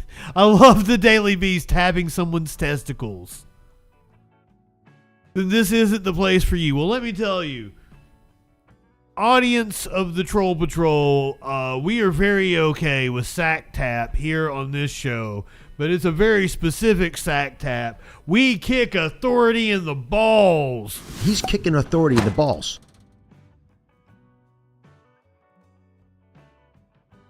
Sixth grade locker room shit. That's why I got really annoyed when some of my friends used to do it in high school, because it's sixth grade locker room shit. 4 staffers left the company after Crowder's apparent outburst. Mediaite reported Stevens' increasing justification of his workplace sexual behavior between men makes a lot of male employees uncomfortable. He always says it's joking, but it doesn't seem like a joke to anyone anymore. So, this was his response a couple months back. We didn't watch it. Now there's this newspaper article out this morning where... So once again, this is like back in May. It says, quote, Crowder was known to expose his genitals to staffers. Well, hold on a second. Yes. Yes. Just wait. I mean... That did happen. I mean, what are you talking about? The Terminator 2 sketch? No, but at the time, you only had 5 employees, and they were all male. Well, yeah, I know. But it was a Terminator 2 sketch because, remember, the nudies didn't fit? Oh, is it that one, Sam? Yeah. Well, now there Was it the E.T. ones through the cornfields where we had to run naked through the cornfields? Yeah, we were naked in that one, yeah. We were naked in that one, too. Yeah. Where you had to run naked. Gay Captain America? Because what happened is the onesie didn't fit, so we just had to make it a nosy, and there was no. Well, now that there are ladies here, we have to run things differently. This isn't like the Terminator clip. Well, I know it's not like the Terminator clip. Do we have... Well, yeah, do we have the Terminator clip? Let's play the clip. Yeah, I got it. Yeah, okay.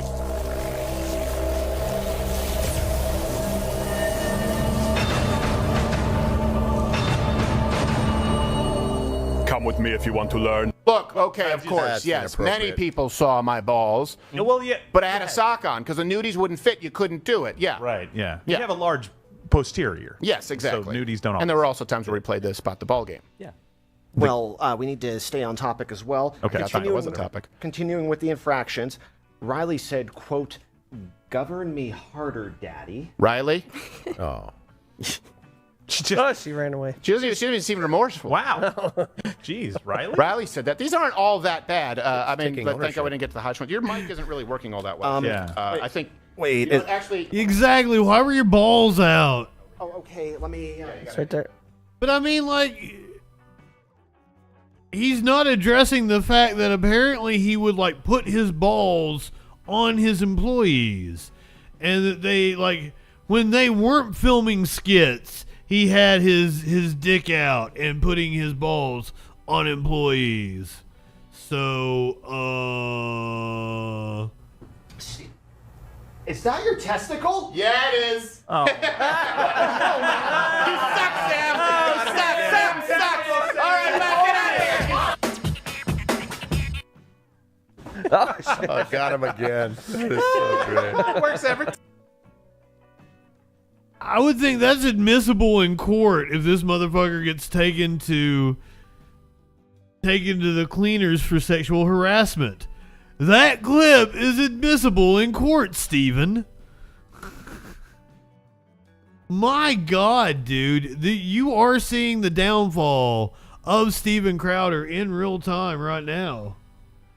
Despite the fact that he thinks he's launching this new platform and he's going to be a huge success. He's got heavy hitters like Alex Jones.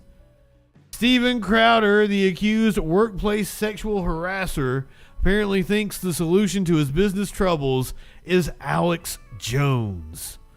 2 of the most loathsome far-right pundits are teaming up on a Rumble stream near you.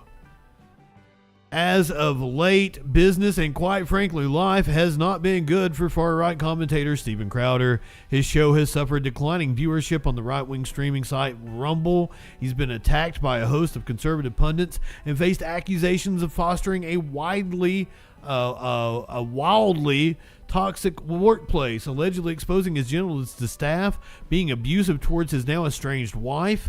So nationally, in an apparent effort to turn things around, he's turned to InfoWars founder and conspiracy theorist Alex Jones.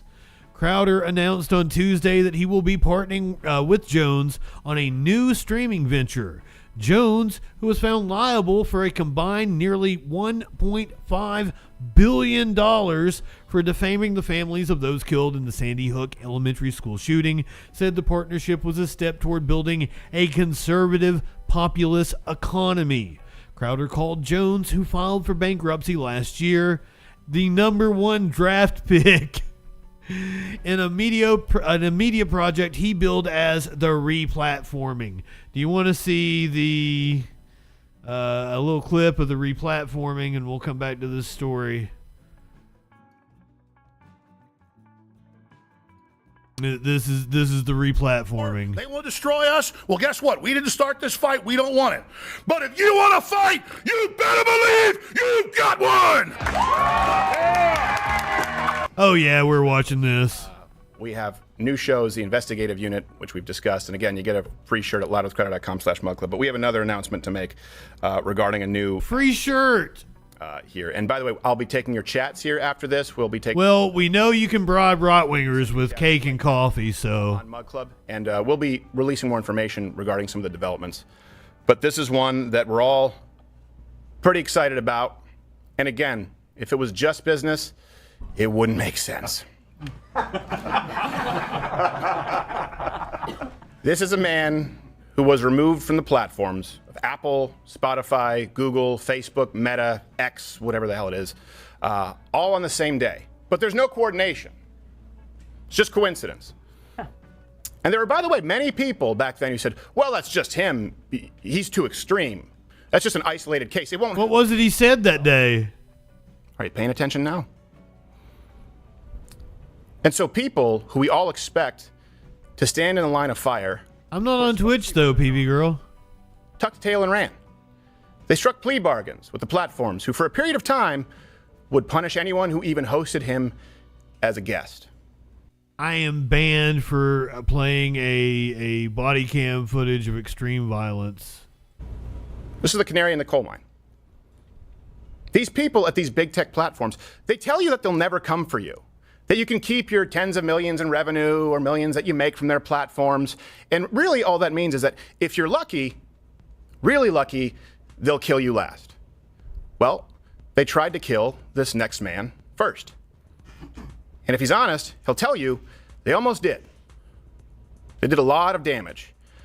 But if there's one thing you can say about this man, love him or hate him, is that he will fight for this country with every last breath in his body, and he just won't die.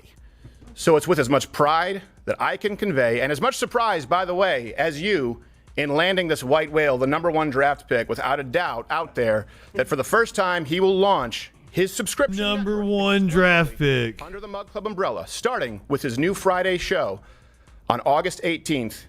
Ladies and gentlemen,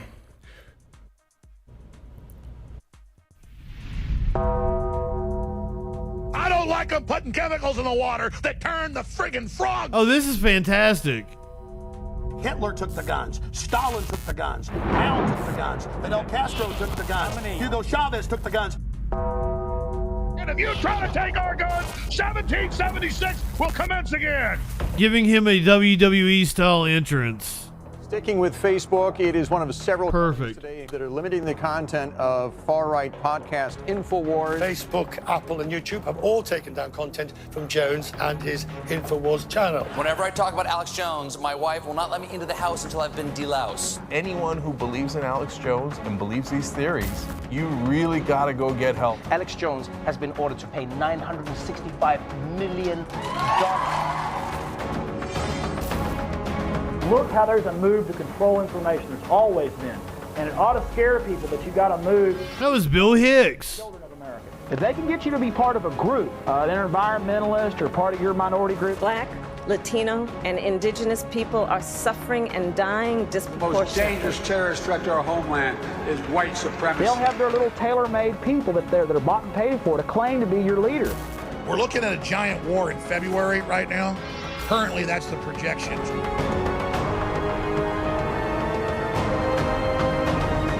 There's an entire agenda afoot to force the population to undergo different type of medical treatments, namely vaccines. In 2002, there is a tyrannical organization calling itself the New World Order, pushing for worldwide government, a cashless society. If any terrorism comes, it's from this government.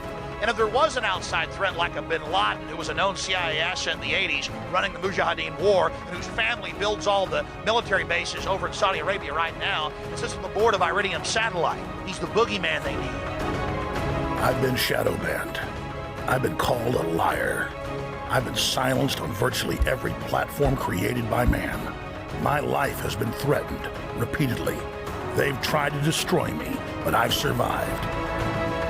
And that's why I'm joining Mug Club. It looks like shit. Alex Jones, everybody.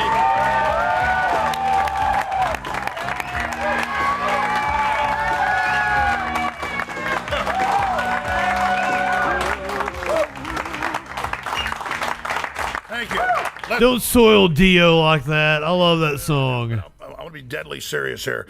I've not been this excited ever. Woo! Yeah, Mug Club, baby. Wow. So, holy shit, look how red he is. Look how I'm not high enough for this shit. I've known Steven for more than 10 years. Used to, beg him to come on my show. Always a really busy guy, and he's been popular forever. But we kind of knew each other. But as soon as I got deplatformed, he saw as a threat, and he said, I want you on immediately. The day after, when everybody else was running away, including my friends, he was like, no, this is a danger to everybody. I see what this is. And then again, everybody else was shutting down during the lockdown. I didn't, he didn't. And so it's that type of instinctive courage that I really respect. We've become good friends the last 3 or 4 years since then. I love coming up here. I love the energy. And let's be clear, InfoWars isn't going anywhere, our Austin operation, my regular show that's on talk radio everywhere. But we've been talking for years about some type of collaboration, and he had to, move from where he was to trailblaze and do this. And what's incredible is it's succeeding. But here's the key. We don't just have the left and the globalist and big tech and the intelligence agencies. We now know that we're censoring and controlling and suppressing election information and vaccine information and open border and human trafficking information and fentanyl info and Afghan withdrawal info. It's the big think tanks that Crowder alluded to earlier that are so-called conservative that have billions of dollars over the last decade to buy and control the populist, nationalist, common sense capitalist movement that they're eating each other. The world's on. They're eating each other. I want to root these guys on because they're going after the other fucking right-wingers I hate. Like, they're coming directly for Glenn Beck. They're coming for the Daily Wire. They're coming for the other conservative outlets. So let them fight. And so we're not just challenging the left and Hollywood and big tech. We're challenging conservative Inc. And it didn't make sense to some people that weren't clued in or on the inside of what really goes on. Love it. Months ago, when Crowder was making a big deal about the other big conservative platforms that aren't conservative, they interface with YouTube and Facebook and before Twitter was sold to Musk, and literally sit around in smoky rooms laughing at the conservatives. And I've been around it. It's disgusting to people that have authenticity. Well, son, I hate to tell you, but conservatives are batshit fucking crazy, like you. Even Rush Limbaugh called it. As a conservative, it's getting harder and harder to not look like a kook. So, I mean, at least the Daily Wire, as craven as it is, I understand their motive. They're doing it to make money. Ben Shapiro's a smart guy appealing to dumb people with dumb bullshit about the Barbie movie. It's like lowest common denominator. You're just insane, man. You're an idiot. Like Steven Crowder and this incredible crew. These are real people. No, these are real people right here. Gerald Morgan, all of these comedians, all these people have turned down tens of millions of dollars to tell the truth. There's people out there like Ted Nugent lost probably $100 million the last 6-7 years supporting Trump. It's been in the news. Just no more stadiums, no more nothing. It's over for him. So, Alex, Ted Nugent wasn't playing stadiums. Are you? Ted Nugent lost out on $100 million? You're full of fucking shit, dude. Ted Nugent wouldn't have made $100 million. Hell, he probably made more money over these last few years because of his conservatism. He's had like a resurgence. Fucking cat scratch fever wasn't getting him that many residuals, Alex Jones. What is wrong with you, dude? Ted Nugent. So there's not many people like that. Probably should get Ted Nugent over here. But what I'm getting down to is we need an independent network that isn't controlled. And I'm sorry, Twitter is better than some of the other so-called conservative or open platforms, but it's still not even halfway free. Yeah, halfway free feels better than no free. And I'm not even criticizing Twitter. It's just not free. So many really effective people that expose communist China. He charges what, like $8.99 for that blue check? Censored, but not Mug Club. And I know the plan that Crowder has, he's told me about it, he's told you a lot about it, is to literally bring on hundreds of providers, and I guess the long term, even thousands, and then use the great folks at Rumble that really are free and open to energize this. So people always say, hey, if you want your own internet, why don't you build it? Or you want your own platform, build it. Well, it's very... They are charging way too much to watch them play Sack Tap. The Mug Club members, and that gives him that independence. So you literally aren't just the tail of the dog, you're the whole shooting match. You're the whole dog, the teeth, the brain, the feet, the guts, the heart, the brain, the eyes and ears with the investigative unit and everything. You are this operation, and if you get excited about this, it's game over for the New World Order. Listen, we came and founded a new country to get away from tyranny. We weren't perfect, but became the freest, greatest thing ever. So it's that the Israelites left Egypt under Ramses II, and they've now dug up all the tablets and the history, and that's a true story. It really happened. It's on the Egyptian hieroglyphs as well. So Steven Crowder and the Mug Club and this whole operation is literally leading everybody out of Egypt, and we don't have to wait 50 years or 40 years to cross the River Jordan, folks. We're doing it right now. It's already launched, out of the gate successful. That is a true American success story of dedication, work, not backing down, and it challenges the entire system. So when this is successful, and it already is, but I mean super successful, it will then be the example to all the other big so-called conservative populist talk show hosts who don't like serving the globalists but are too scared to buck them, to let them then have the courage to follow us. So this is true leadership and history that you're watching right now today. Now here's another key point. If you look at the $40+ billion that Anheuser-Busch has lost with the entire debacle with Bud Light, that's a great example of us saying we're going to withdraw support of people targeting children and sexualization and this whole transhumanist movement. That's what it is. I mean, even Yuval Noah Harari at the WEF says, oh, this is just the beginning. If you'll accept two men having a baby, you'll accept cyborgs, all the rest of it. Clones, animal-human hybrids, which is all out in the open now. But instead of just boycotts, what about boycotts? And that's what this is, folks. You get all these great shows, all these great memberships. Yes. You can fight the power by giving Alex Jones and Steven Crowder money. Makes perfect fucking sense, guys. It's a boycott. We've tried the boycott. You boycott your Budweiser, and you give that money that you would spend on beer to Alex Jones and Steven Crowder so they can buy beer.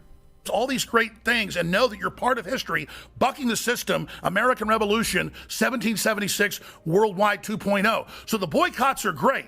Pull your money out of the globalist system, but then spend it with the institutions and organizations that are standing up for freedom. If Anheuser-Busch just lost, I think the number I saw last week was $41 billion. It just keeps going up and up. 25% market share in all of their products. Think about what would happen if people spent $1 billion. Too much math for me. 10 million or whatever. Because this guy's putting almost everything back into the operation. Because it is about the excitement of standing up for liberty and connecting to our forefathers and foremothers that created this country. And that's what this is about. Stephen kept saying, it doesn't make business sense to not roll over and make the hundreds of millions and salt the system. But wait, if the whole country and the world's gone, that money doesn't matter. It makes perfect business sense because our business is prosperity and freedom and justice and Americana, 1776, worldwide. So the dude is entertaining. So we've been talking for 6 months about doing this, and I said, well, I'm going to keep InfoWars going, the great crew we do. And they thought, and I said, what's your idea? And I had my idea already written down. They said, a once-a-week show, build off that, then start building some other shows. And with the funding we get from this, we'll be able to hire back more reporters, do more investigative stuff on the ground at the border, and at Bilderberg, and at Davos, and at the RNC, and DNC. So this is a match made in heaven. Everybody needs to tell your friends, your family, your neighbors, hey, you want a second American Revolution? You don't like what's happening? Well, this is the group, this is the organization that is the best there is. We're not up here saying, we're Superman. We're not up here saying we have all the answers. But you know what? It's not bragging when it's fact. People need to recognize that this operation, what Steven Crowder and his crew are doing, is the best, open, freest, biggest thing there is in the world in opposition to the New World Order. And hey, you tune into my show, you're gonna get hardcore analysis and over-the-horizon information on what the globalists are planning next. That's all I do is study it. It's hardcore. Don't slit your wrist after you watch it.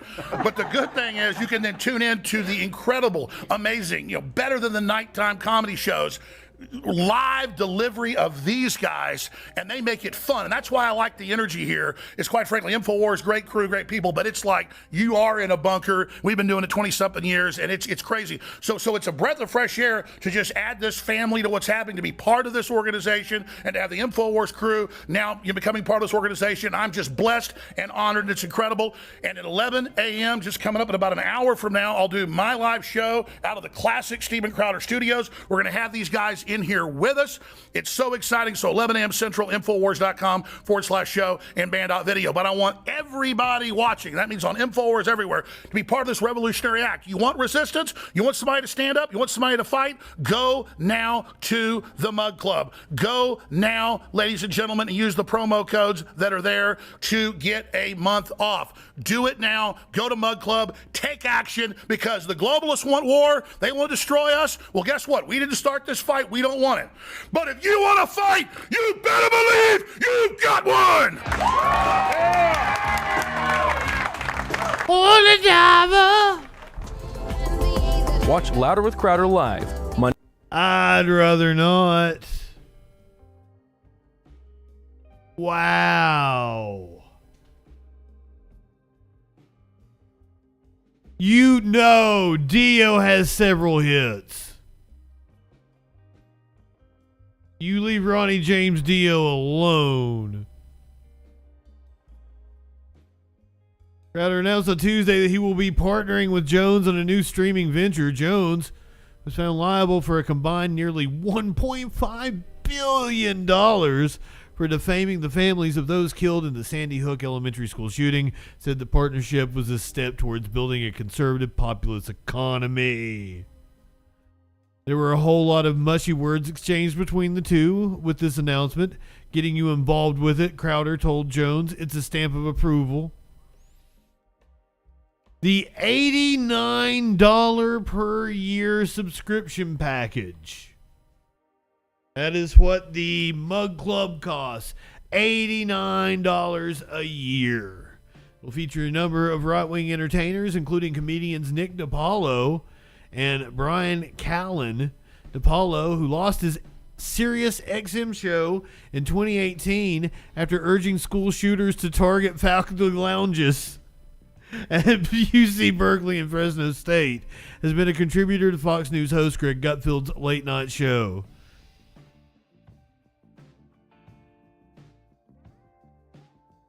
I think my advice to the school shooters is better.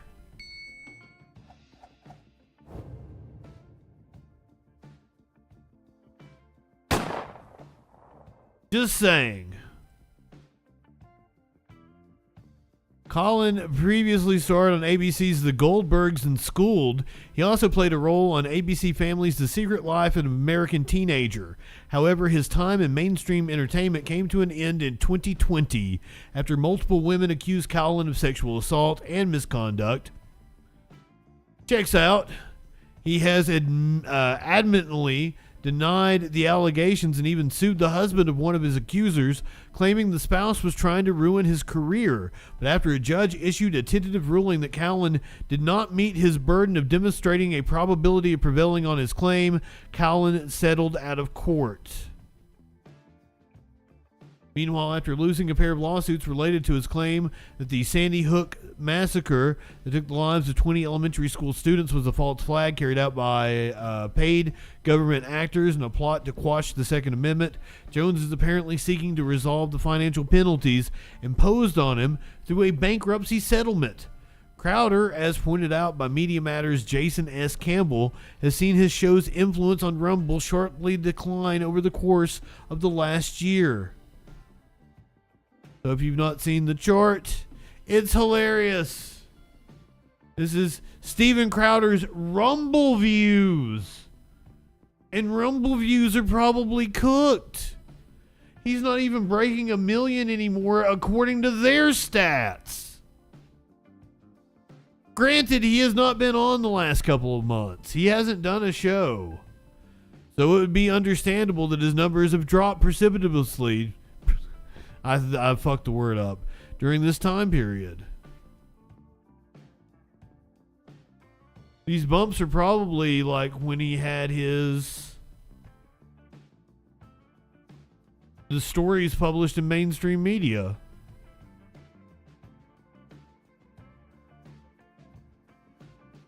Since then, he has been mired in a steady stream of controversies stemming from his ongoing divorce and his alleged mistreatment of staff. Most recently, a Mediaite report revealed that 4 Crowder employees left the company after the host asked them to sign an insane NDA that would impose $100,000 penalties on violators. Along with Crowder chief executive Gerald Morgan, Crowder also questioned several members of his staff about talking to reporters. The NDAs and interrogations took place after former employees anonymously spoke to Mediaite about Crowder sexually harassing male staffers by sending unsolicited sexual text messages and regularly exposing himself. In a statement to Mediaite, Morgan responded to the allegations with, while Louder with Crowder does not provide details on personal, private, medical matters or personnel issues, it is important to note that many of these claims are missing context. What context can you putting your balls on somebody? Clear misrepresentations or outright falsehoods. Crowder reportedly downplayed the allegations to staff by telling employees, if you're not okay with guys playing sack tap, then this isn't the place for you. He seems like a swell guy.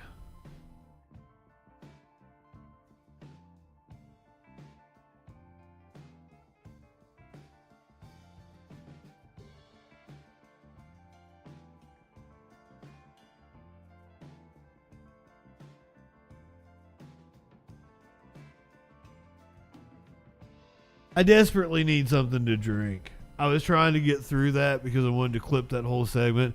And also, Toads, they totally hit me with an animal video. But I was trying to get through that segment because I wanted to clip it through YouTube. But I'm so... I need something to drink so bad. I have no tea. Hold on 1 second.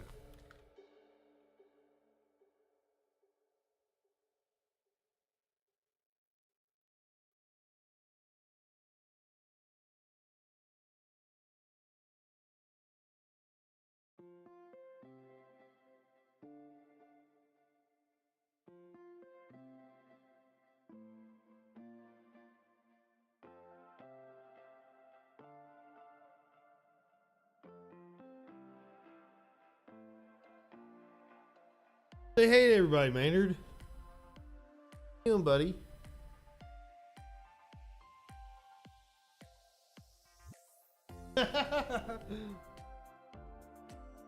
Say hey to him.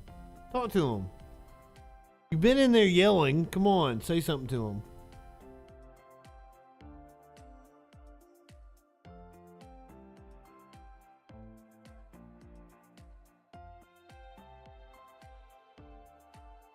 He was not impressed.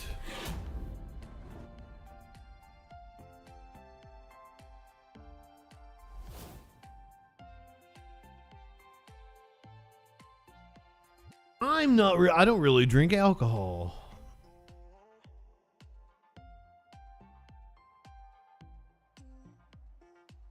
I've got cat hair on me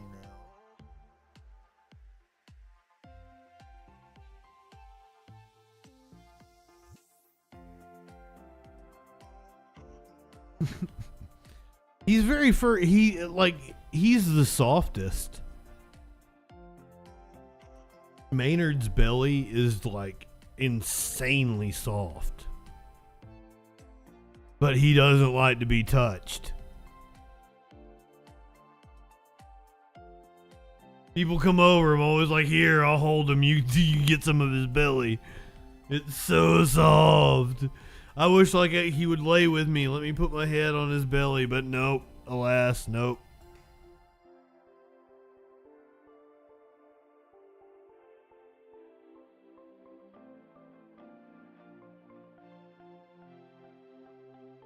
Fox is soft, but Maynard is so soft.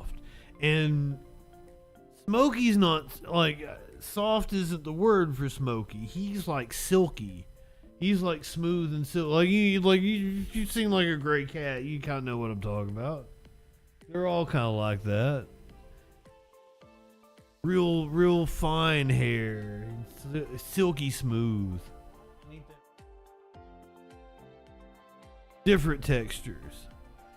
Maynard's like one of those, those blankets that are just insanely soft, like a baby blanket. And that's what Maynard's belly feels like. I love those. Why do I subject us to this? I don't even I kind of want to skip this. I really want to skip this. But then earlier in the show I was talking about how on the thumbnail last night I had two people that we actually didn't talk about because I skipped one of the stories, and one of them I just forgot.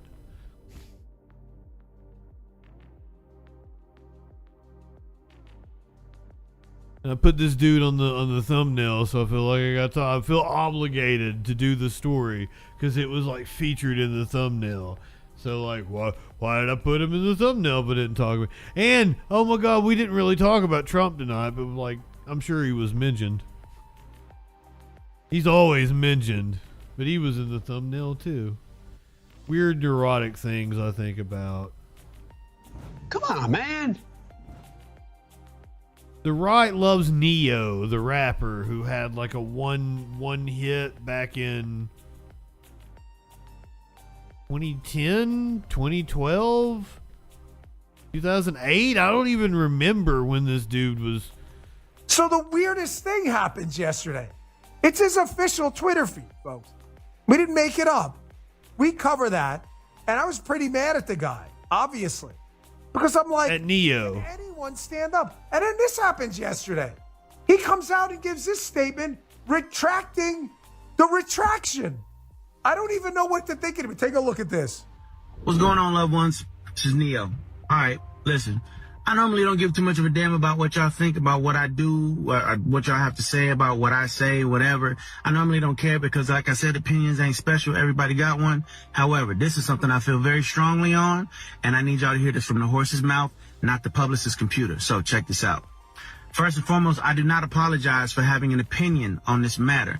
I am a 43-year-old heterosexual man raising 5 boys and anybody that comes out and has to say I'm a 43-year-old heterosexual man has some issues with their heterosexuality. I'm just gonna go ahead and throw that out there. 2 girls, okay? That's my reality. Now, if my opinion offended somebody, yeah, sure, I apologize for you being offended because that wasn't my intention. My intention is never to offend anybody. However, I'm entitled to feel how I feel.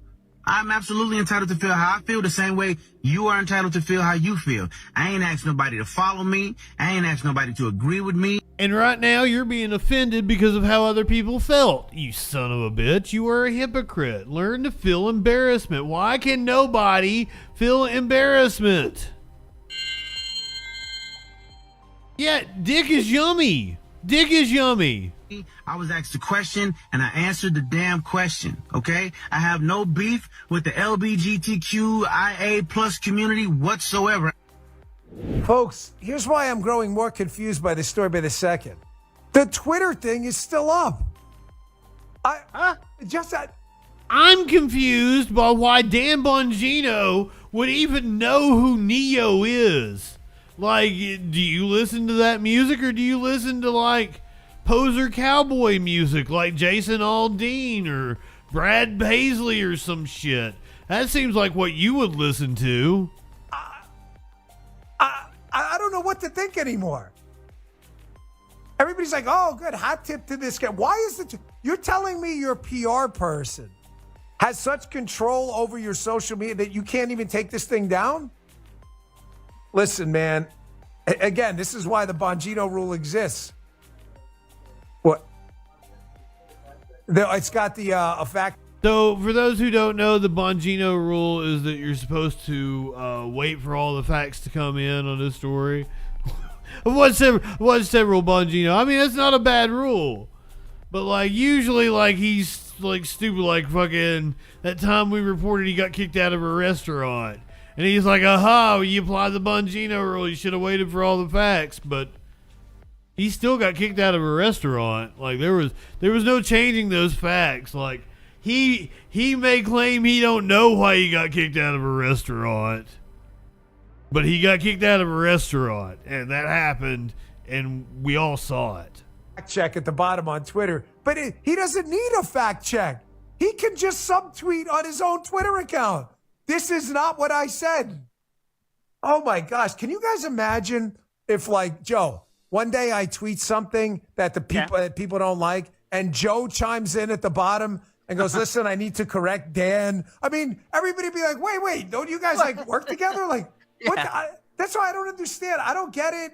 Good for you for sticking up for your original position. But this story, I got to tell you, of all the culture war stories, this one threw me a massive curveball. I don't know what to think about this. I don't even know what the fuck's going on. Is finally some things are happening in the culture war.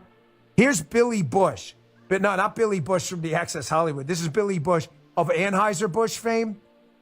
I think he's out of the company now. InBev, of course, runs it now, Anheuser-Busch and all these other companies. But about the Bud Light fiasco, talking about how his grandfather, I think it was Anheuser-Busch, how they would have never gotten into this thing. And this says to me, people like Neo at least kind of retracting the retraction, and this guy speaking out, that, ladies and gentlemen, the culture war...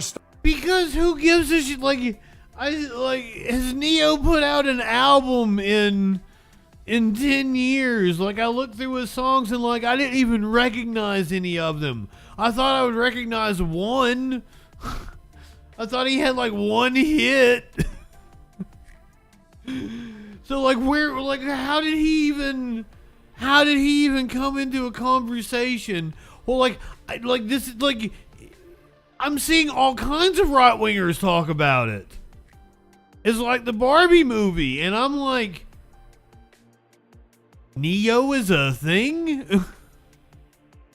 Starting to shift slowly, but the speed's now picking up. Take a look at this. You must have strong opinions about the Dylan Mulvaney campaign. Yeah, Dylan Mulvaney campaign. I think my family, my ancestors would have rollen over in their grave. They were very patriotic. They loved this country and what it stood for. They believed that transgender, gays, that sort of thing was all a very personal issue. They love this country because it is a free country and people are allowed to do what they want. But it was never meant to be on a beer can and never meant to be pushed in people's faces. So they would have they would have never marketed their brands that way. As you know, AB was one of the greatest marketers ever in any business. And they were incredible with what they came out with. I don't give a shit. The frogs, the lizards, all the different promotions they had, all the different advertising. You left off Real American Hero. They had, and the last thing they would have done was to get as controversial as they did, as InBev has with Dylan Mulvaney advertising. Hat tip TMZ. That was an interview he did with TMZ, but he's right. How the hell do you go from Spuds MacKenzie, the Singing Lizards or whatever, and the Clydesdales to Dylan Mulvaney? That's how you go from the number 1 beer company to number 10. Folks, you're seeing it like, listen, man, I get it. They just sent her a can. The culture wars are over. But I'm telling you, like, people are starting to speak out. And what happens is, as the first person gets up and dances at the party, and then the second one joins them, it eventually becomes a dance party. You're seeing the beginning portions of that now. The cancel stuff has gone really bad for them. Jason Aldean, Morgan Wallen, Dave Chappelle, none of this is working. They've only gotten richer and more famous. They are destroying their brand. That's why these people are speaking out. And if I think people are pretty tired of Dave Chappelle at this point, actually. I guarantee you 90% of the people are with him too. The culture war is absolutely shifting. That was a clip from the Dan Bongino show. You can watch the full show. We recommend you. Shut up, Lester.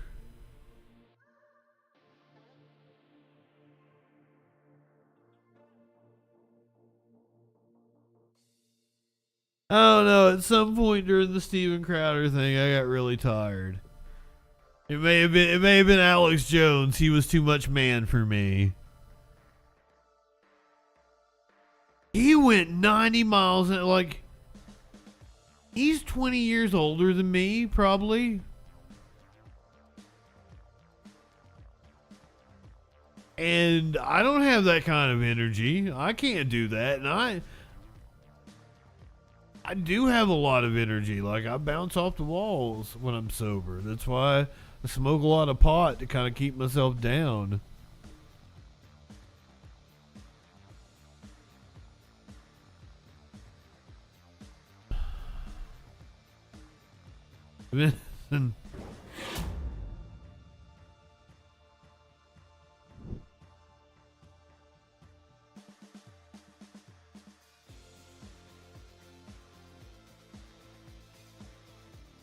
Oh.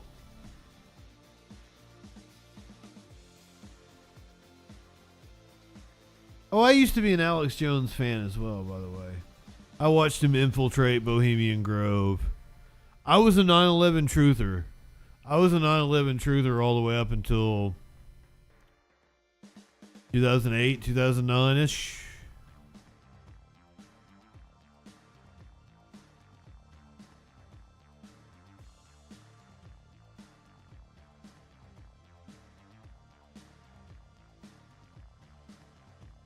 So I was totally into. I was a truther clinically. I was a jet fuel can't melt steel beams.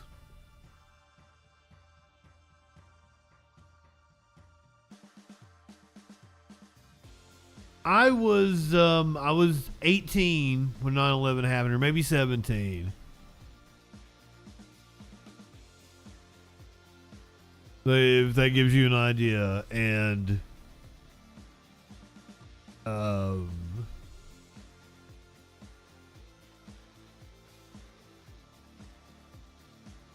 I was really anti-government because it was George Bush.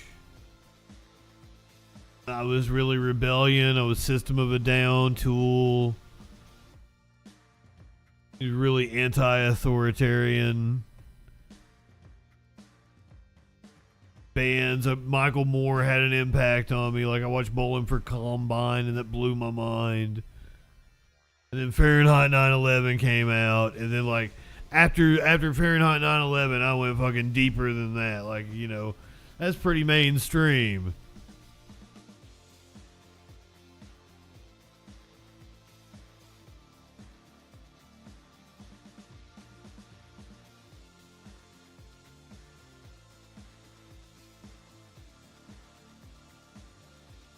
A lot of anti-establishment millennials went cringe after like 2016. That's true. I could see myself doing, like, if I didn't have certain influences, and like, I credit my college degree. I went back to college in 2009. Maybe it was 2010. I don't know. And the very first class I took was philosophy. And my professor took me aside. I was like, "You'd be really good at this. Have you thought about majoring in it. And I was like, well, I'm a broadcasting major. And he talked me into like double majoring. Now I didn't actually get the double major. I real depressed over a girl dumping me and didn't write a thesis. Just at the last minute, it was like, fuck it, it's just a minor. And I tried to go back to college and write the thesis and get the degree, because I was only like one class away from it, so I was just gonna take one semester. But I was out of financial aid. I couldn't get any of that government money.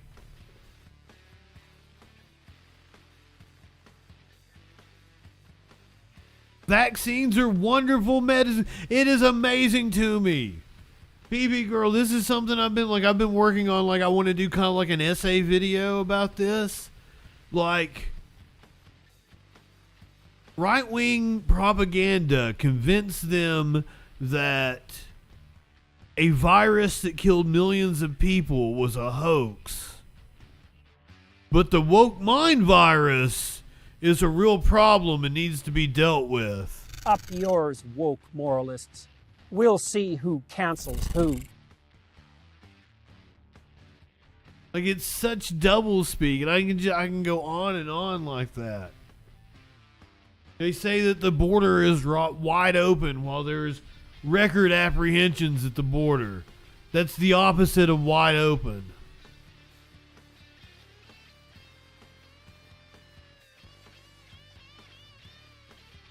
It just, like, and a right-winger told me the other day, he was like, you believe, like, everything you believe is on the mainstream media, or blah, blah, blah, blah, blah.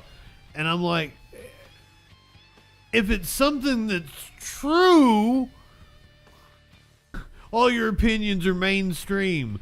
But if it's true, and if, like, a vaccine works, that's something we have data for, like, it's true.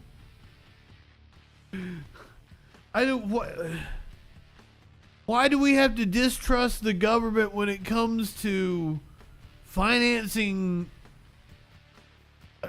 drugs? Why can't we distrust the government when it comes to, the NSA and war and shit that actually matters? Why do we have to attack science?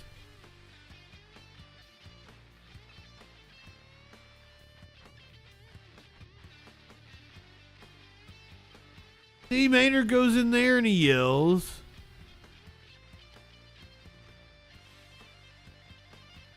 Right-wingers are morons.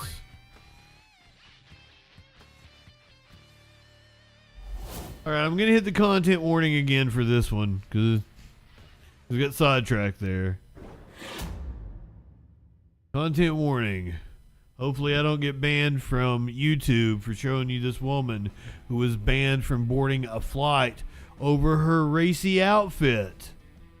Woman claims to have been banned from boarding a flight after dressing in cosplay at an airport. Kind Chan, a 21-year-old model, influencer, and OnlyFans content creator, appeared at Navegantes Airport in Brazil, dressed in Rebecca's cosplay. I don't know what that is. Is anyone familiar with the source material to tell me if she did a good job or not? Cosplay is a way of dressing inspired by people's favorite characters from film, comics, and gaming. Wearing only a black bikini, turquoise wig, and black sandals, I'm not exactly sure.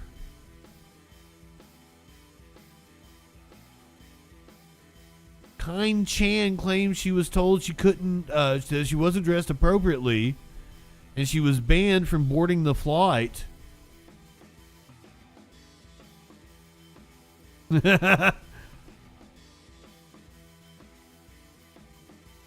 She's got nice assets.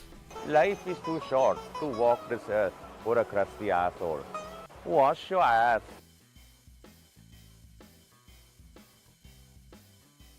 She looks like she's dressed comfortably. Okay, so it's Rebecca's cosplay from the Netflix anime Cyberpunk Edge Runners. Clinically says she nailed it.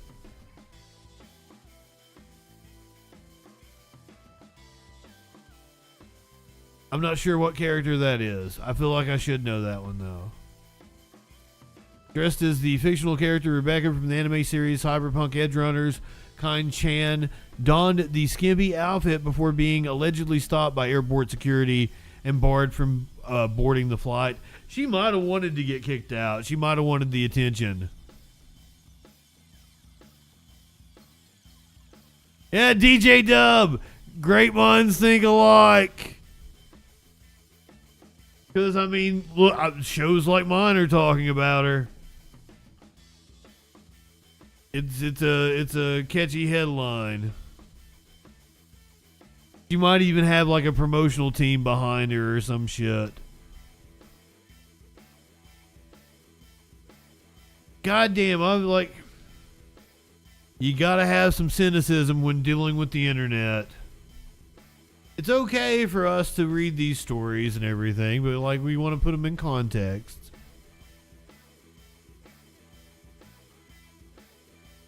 Using the news for good.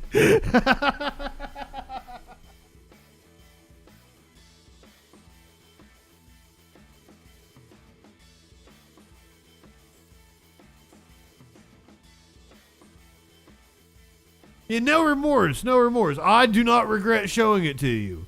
I feel like it's exactly the kind of story that you would do on a troll patrol. But it's also, this is good media literacy, right? We're nailing it over here. I think we're on to something. Come on, man. Let me tell you how to watch the highly anticipated Perseid meteor shower.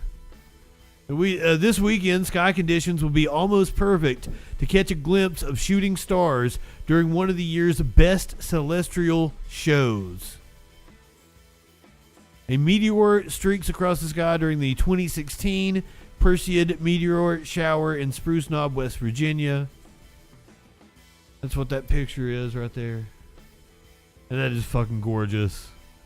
Widely considered one of the best celestial events of the year, the Perseid meteor shower is lighting up the skies in the northern New Hampshire and building to its spectacular peak this weekend.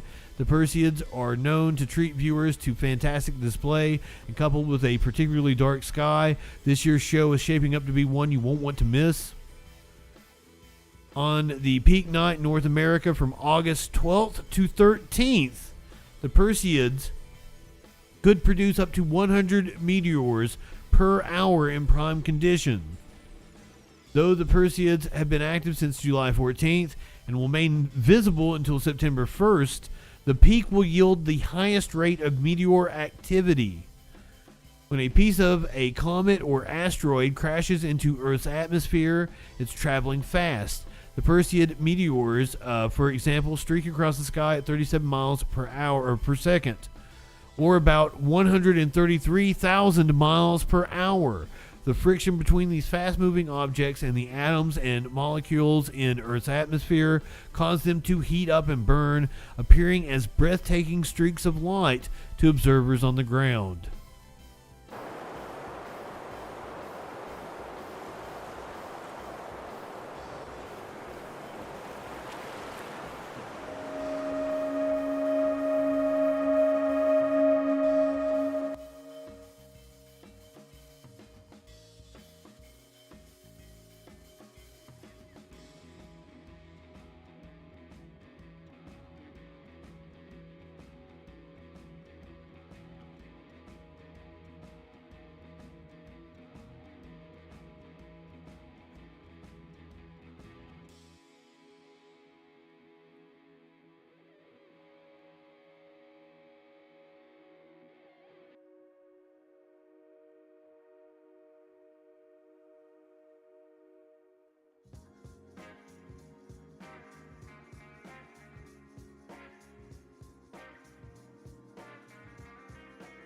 dope.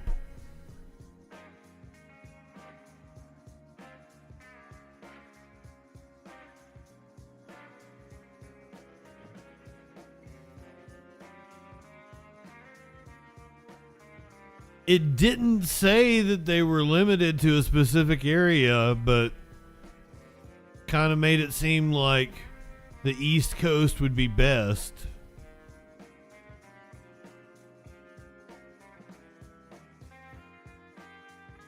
They reached their peak August 12th through 13th, but visible until September 1st.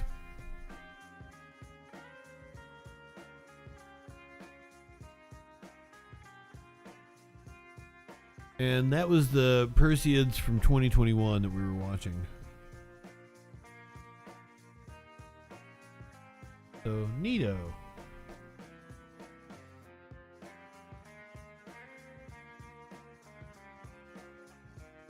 Here is a mama bear protecting her cub from another bear by apparently staring it down.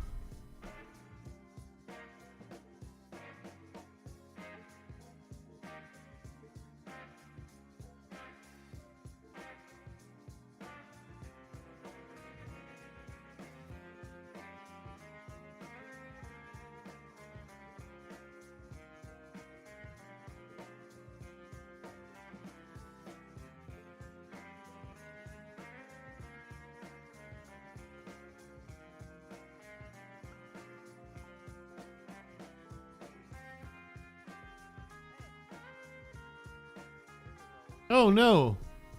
I don't want you, Ari Melber. No. No. No, that sounds amazing, Tones.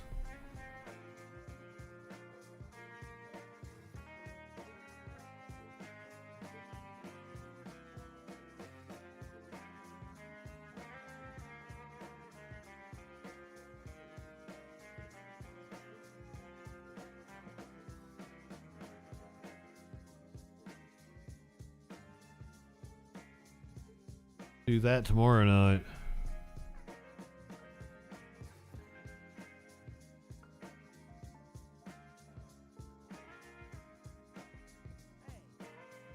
Hey.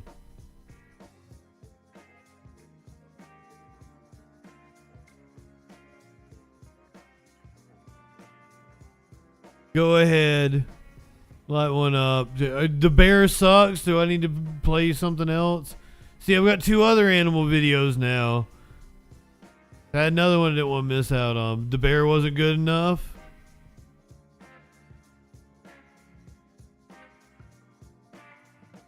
You guys act like animal videos. You don't get a puppy bus every day. Oh, you want a froggy tomorrow? Okay, we can do that, PP girl. I'll find a froggy for you.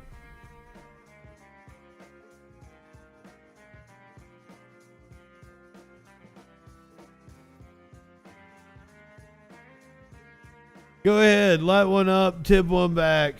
It's alright to have a little fun before you hit the sack. Justin.